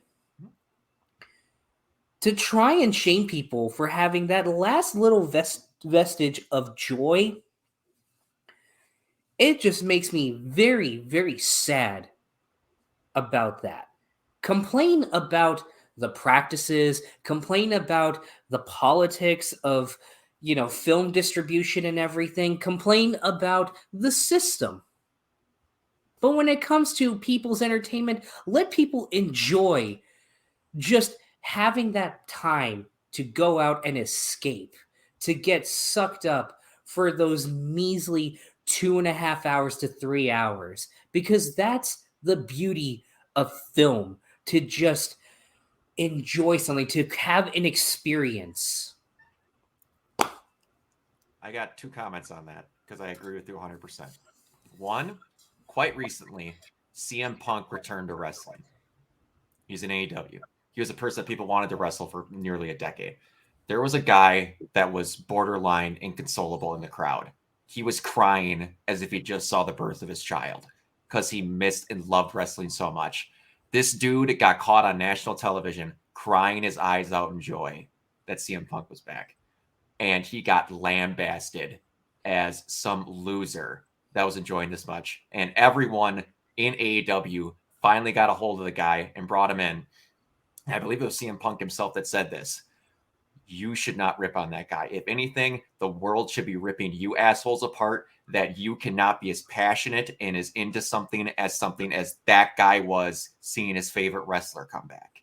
If you are ripping on him for passion, I don't want to hear your comments. But 2 is something where if you are going to hate on someone for how passionate they are about something, look in your own lives. Because I had a conversation about Spider-Man itself when I went with a relative of mine when I came back that cannot understand how I get so excited in movie theaters and stuff like this. Because he saw it and he just complained that people are popping off like this and screaming and all of this. And he's asked me, he's like, how do you get so excited about this? This makes no sense. No one should get that excited about something that tiny. And I said, like, Andrew catching Gwen.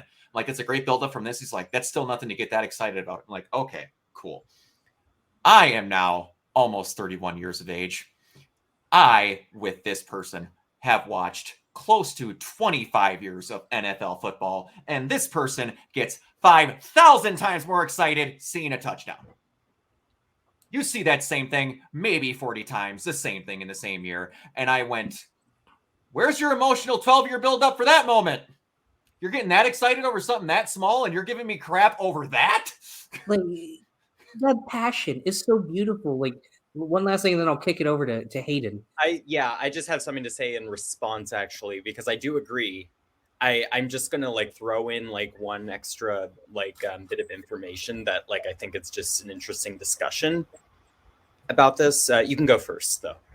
Like, having just finished wrapping a short film, I have so much appreciation for the filmmaking process and being able to share what I've got to the world, being able to see people's reactions. And then also with that, I just think about that energy. And if you catch anybody candid, of course, it'll be embarrassing because for some reason, people really like to rip on genuine emotion. Mhm. I have seen West Side Story in theaters twice, the new one. It is my new favorite film of all time. I'll save that for when we talk about musicals later on. And the second time, I cried unconsolably. Like, not unconsolably, but there were 3 points that I started crying. And I had this swell in my gut and in my heart. Like I literally fell in love with a movie. That hasn't happened to me since Django Unchained. And I'm thinking about the theater that I saw it with the second time. Very diverse group of people. You had your old folks because, of course, it's Spielberg, and of course, it's a musical, so the old folks will be dragged to it, as well as teenagers on dates and all that. Because it's like, yo, musicals, babe, let's go. I'm guilty of it too with Crystal. There you go. I'm just lucky that she loves it too. Whole movie, again, very gratifying, electric energy. I never thought I'd say spoilers for this, but when a character in particular dies at the start of the third act or at the end of the second act, I actually heard audible gasps from the whole theater. I heard people laughing when there were conversations being had in Spanish. I heard some people singing along to America. And everybody left, and there was this genuine swell of love. That's what I mean. I would never shame anybody for liking anything passionately. Even if you don't think that the MCU movies are prestige art or anything, I think either way, the theatrical experience can be magical. So, very well put. And I completely agree. The thing I do actually want to just bring up in relation to this conversation, because I do know about the article and all of the stuff, I do want to bring up that for the most part, the people who were doing this are, to my knowledge, most of them are British. And I know, like, for that over in the UK, and it's not particularly common to like clap or be vocal in a movie theater. Like, and I think that's just like an interesting, like, just cultural differences in general, I think are just really fascinating. And I think like it's just kind of a thing where, in a way, I think both people from the UK and the US, etc., wherever they might be, just need to understand there are so many cultural differences that we should be cognizant of when we are discussing this. And like, I just noticed, like, everybody speaking up, they tended to be British. And I just know from my experience being there, and like from what I've been told by a lot of British audiences, they just don't do that. And like, I guess like it's just they don't quite understand that that's just how we are, I guess. And yeah, that's basically it. It's a great comment on that from Tom Holland himself. He was on Mean Tweets with Jimmy Kimmel, and the mean tweet was Tom Holland that looks like one of those whiteys that claps when the plane lands. Oh, that's great. Only thing I have to add to the theater comments is pretty much my, like, a lot of my favorite theatrical experiences have been the private screenings I've attended for this movie and Infinity War and Endgame, and when I got to see Interstellar in IMAX. That was like one of the coolest experiences I've had in a while. I would never shame someone for being so passionate about whether it's like movies or music or wrestling or anything. And ultimately that's what this website is about. It's about expressing your passion for anything, really. Mm-hmm. Don't be scared to do it either. If you genuinely want to do, like, have the heart and the drive to want to talk about things that you love. Man, it took me almost 30 years of my life to get to go through Gurren with someone and talk about how much I love that show, but it was one of the most cathartic experiences of my entire life. Just go do it. YouTube is easily accessible. You will find other people that want to talk with you about this stuff. And it's not Agreed. hard. It's a great experience. You may not be in your hometown. It might not be 2 towns over. There are other people that want to talk with you about this stuff and have the same passion as you. It just, you got to do a little bit of looking, and sometimes it's not that far. I got lumped into this by accident because of Last of Us Part 2, and then it just found a great swath of people that are smart and passionate, just great to talk about all this stuff with, and it's never ever let someone say that your passion's stupid. Good Lord, never. I've always talked about, like, there's a great quote from James Willems. You could have a passion about talking about how much you would like to see cats read books. You might not find people right away, but there are some people there that will have the same exact thing as you and would love to speak with you. Yeah, so I guess this is a great place to kind of wrap things up. Overall thoughts on No Way Home, and I guess by extension the MCU at large in 2021. Brock, I'll go with you first. So as far as No Way Home goes, I loved it, but I will say, guys, from now on, if you want to make a multiverse movie, you don't have to go out of your way to have 2 film franchises fail first just to have setup for this one. You could just make this one first. No, that was one thing. It felt like they failed those on purpose for this movie, but no, that is No Way Home's the reason why I go to comic book movies.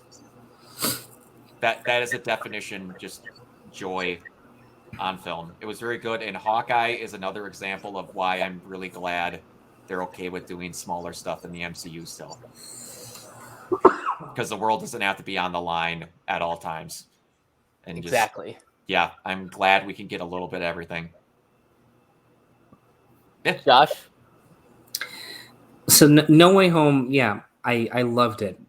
My third favorite Spider-Man movie in general, right behind Spider-Man 2 and Into the Spider-Verse at number 1. It's still there for me, but for all of this is my favorite MCU Spider-Man movie. And the one thing I'm loving about Phase 4, the MCU going forward, I'm loving that they're taking bigger risks with how they approach stories now. Who would have thought we would get to see a guy kung fu a dragon this year, or Jack Kirby's gods brought to the big screen? Mm-hmm. I love the fact that Marvel is taking a step back from these big events while still treating them as micro events in their own way, and just seeming to just see what works in that new way. It makes me feel nostalgic in that sense for like the superhero movies of the 2000s. Even though a lot of them weren't good, they still tried a lot of new things, and I feel like Marvel's now at that point where they've got enough money where they can piggyback on anything, and it makes me excited to see how they do other things, of all things, like Ant-Man 3 or Blade, or especially She-Hulk and Moon Knight. Tatiana Maslany Justice. Yes. Yep. Mm-hmm. Main reason I'm looking forward to She-Hulk. It's going to be great. Hayden, your final thoughts on No Way Home and the MCU at large? No Way Home is a damn good movie. It's a damn good Spider-Man movie. I had a great time seeing it. And MCU at large, I just want to acknowledge this is like the most MCU we have gotten in a single calendar year. 4 movies, Yeah. 5 shows. Like, and a lot of that is because they were delayed. But like, I do want to just acknowledge that. And good Lord, I cannot believe that it has been like WandaVision was like almost a year ago. Like, I cannot even fathom that. That came out like back in 2007 or whatever. Like, what time? What is time? I don't know. Yep. But, and like, I'm going to be honest, like, it can be a little overwhelming to some. And I just really attribute that to the COVID delaying like half of these. And, but, you know, for what it's worth, I really want to see where it's gonna go from here. I have not disliked a single thing that they have put out this year. To some capacity, I've enjoyed every single movie and show. Call me a shill all you want, but you know, I don't care. I enjoyed all of it to some extent. I'm curious to see where it goes from here, and that's like all I can say. It's exciting. It's they have such a huge world, and like I'm really just excited to see them play in the sandbox even further. Yeah, I kind of have to agree with that. So No Way Home, I've said before, is like basically tied for first with Into the Spider-Verse. I love the ambition of this movie. I love how they actually managed to tie in the previous incarnations and made this an event as big as Endgame. But most importantly, I love that this sets up a new status quo for Tom Holland's Peter Parker, and I am super excited to see where they go from here. Mm-hmm.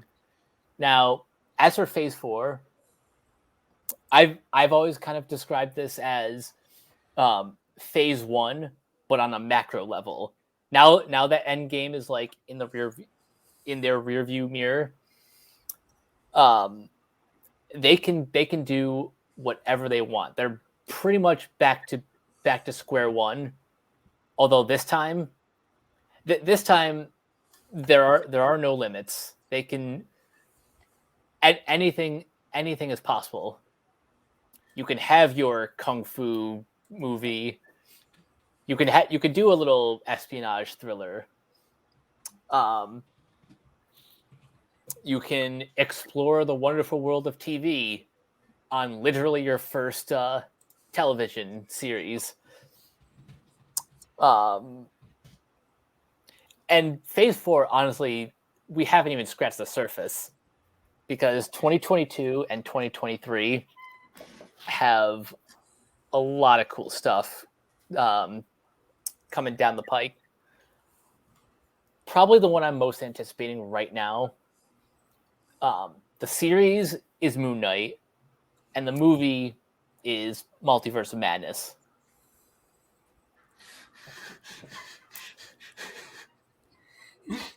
I love looking at this number every time I get to.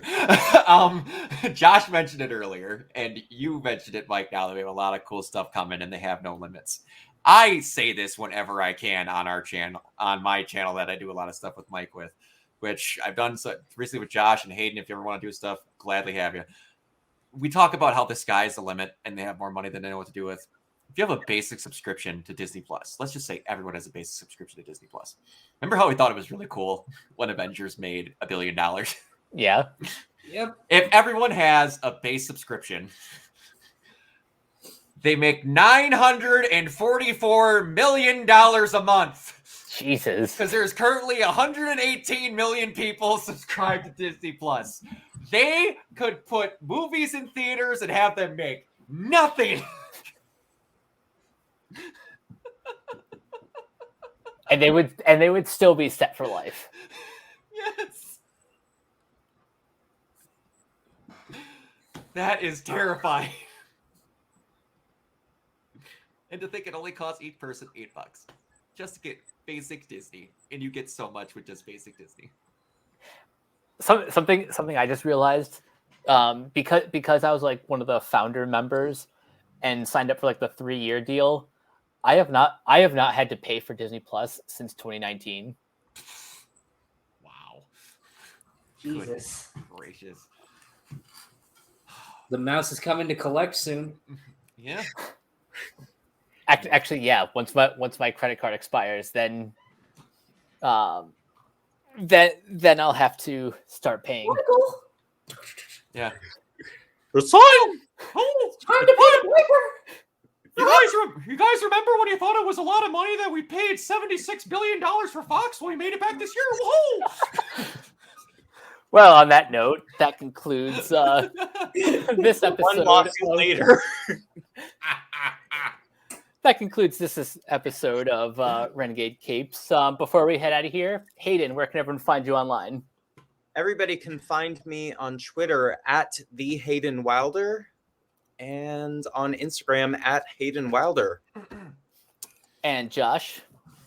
You can find me on Twitter at JSH Lozano, where I've been posting stills from Rouletta, my new short film that I just finished wrapping principal photography of literally a couple days ago. Very nice. And you can go ahead and subscribe to me on YouTube at JoshBoy64. I uploaded a whopping 2 videos this year, and next year I'm going to aim to upload 5, hopefully. We'll see how that goes out. And you can also check me out on Instagram at Joshua Lozano64, where I shared some behind-the-scenes stuff of Rouletta on my Instagram story because I don't know how to use that app for the life of me. And you can check me out on Facebook or Meta, I don't know what it's called now, in the Renegade Pop Culture group. Brock, where can everyone find you? I don't understand Instagram either, Josh. You're not alone. I never use it for that reason. It's confusing. You can find me legitimately everywhere on OrganoidZero except Instagram, despite the fact that I have one. And you guys can find me on Twitter at Captain K42. You can check out my quick thoughts on letterboxd.com/CoachK42.